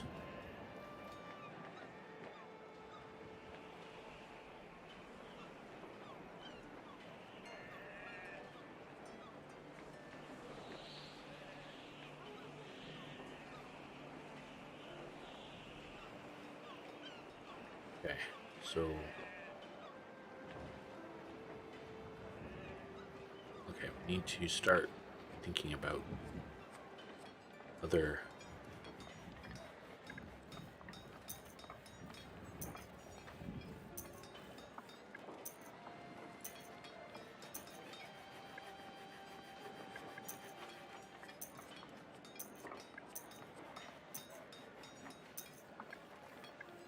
so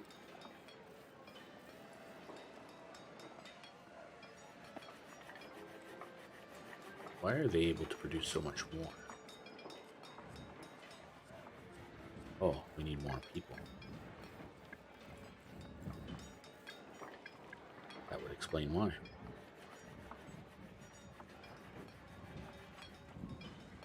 There we go. All right. Coal is a problem.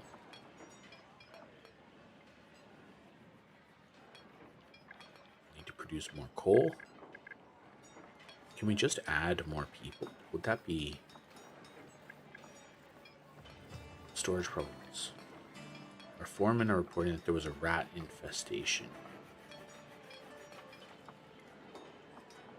It's their job to ensure things do not happen. If they failed, they can settle the difference.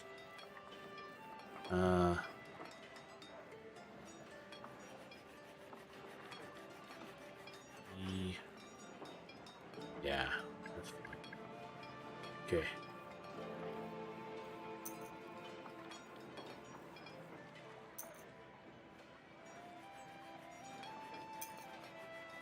Okay, so let's now...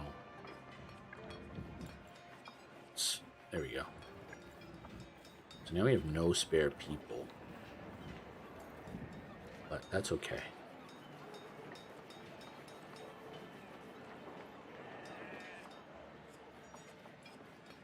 Production should increase dramatically. At least in that one. Yeah, if that's 2,600. That's a big jump.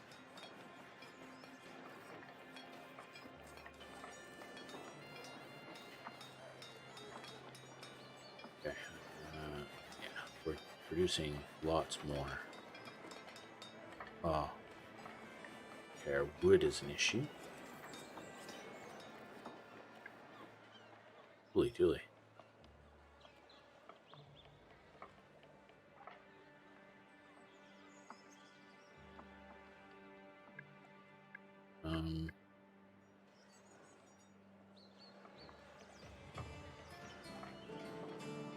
Okay.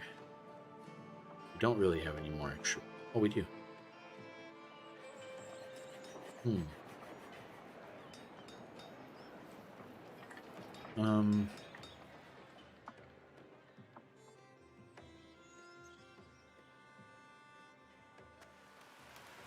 Well, probably need more wood.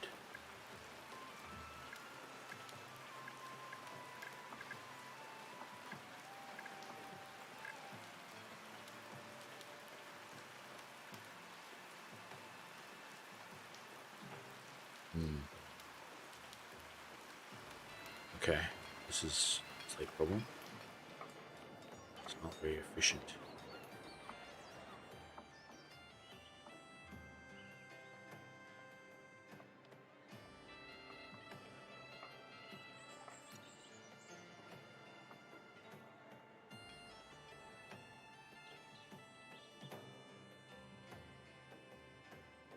Okay.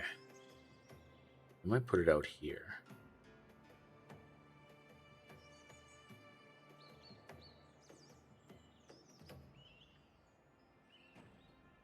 And what we'll do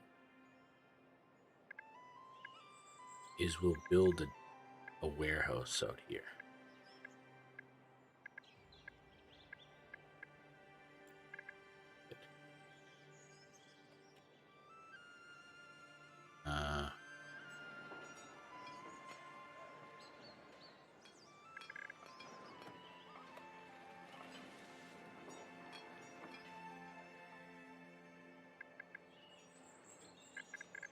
So let's now build a road.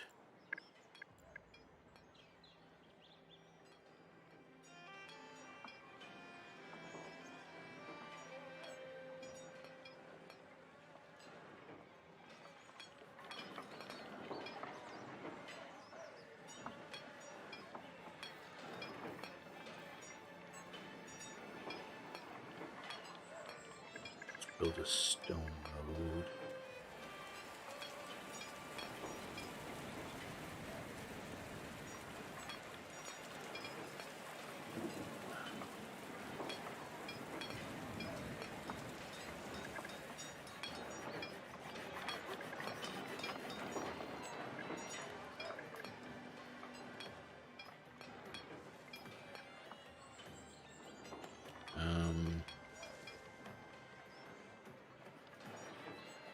And let's put a warehouse somewhere. Where are the warehouses?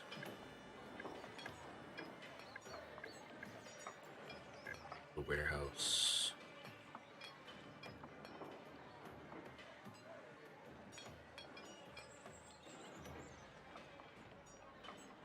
There.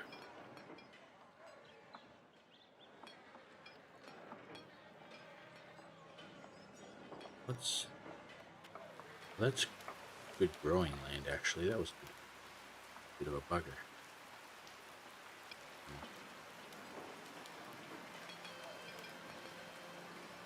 Never mind.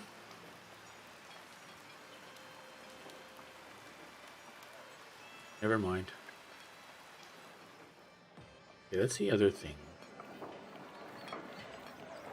I want to understand is where do I start getting medicine?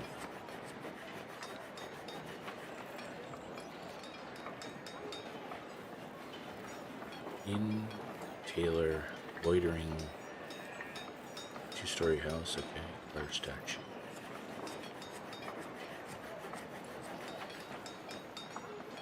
Church and state, healer's house. How do I get medicine?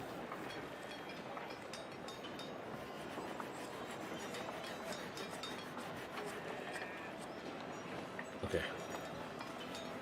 So the next major upgrade is the council.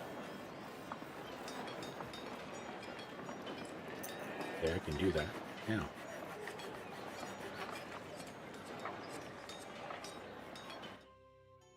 All right. So that warehouse is now built. It's our lumber situation. Okay. Make that a high priority. What's our job situation? We don't have a lot of jobs. A lot of spare people. But coal and iron and everything else is going okay. We have lots of labor luxury.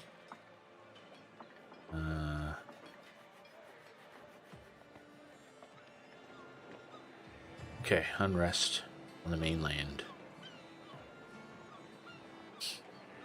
I want the immigrants, thanks. I needs the people. Let's go to the job board. Need more carriers. Need more foresters. So that all worked out very well. Yep. There we go.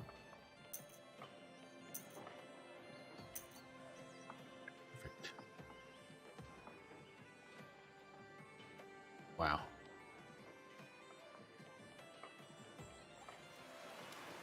Probably need another warehouse here somewhere.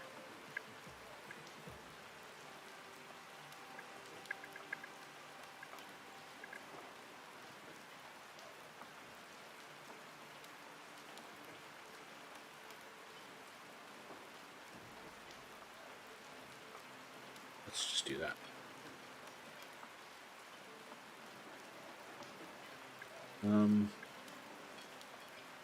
How's the council hall going? Did we upgrade it? Oh. All right.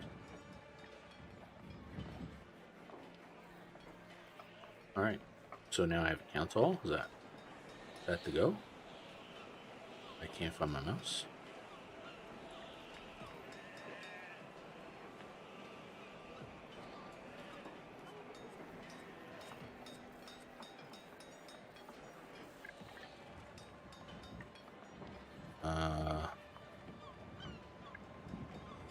Bit of a pro.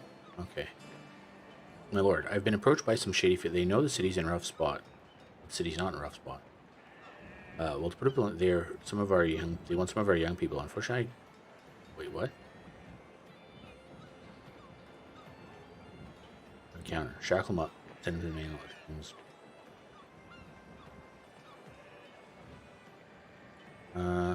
No. Go away. City's not in a rough spot at all. I'm not sure where that comes from.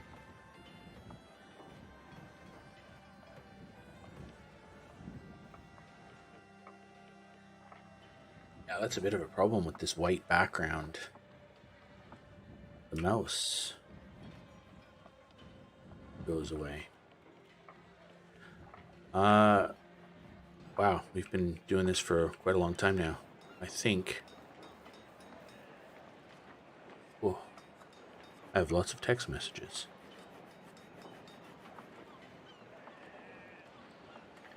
Okay.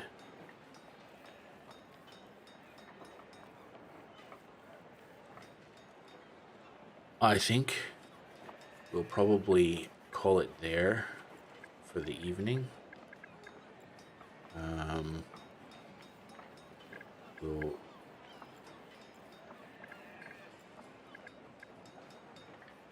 why?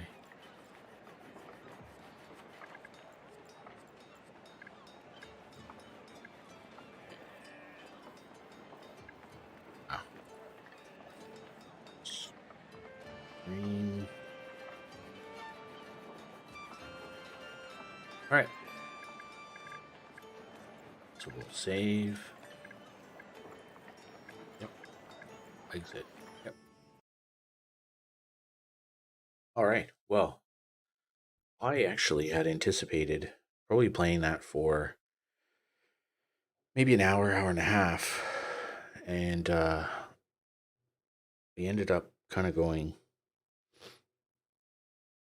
for the better part of almost 4 hours, which is a little bit more than I had anticipated, like I said. Anyway, it was good fun. It's one of those games again where you can kind of get lost in what you're doing. All right. Well, I guess we'll get back at it tomorrow. Tomorrow, maybe Cold War. I don't know. There's obviously start again.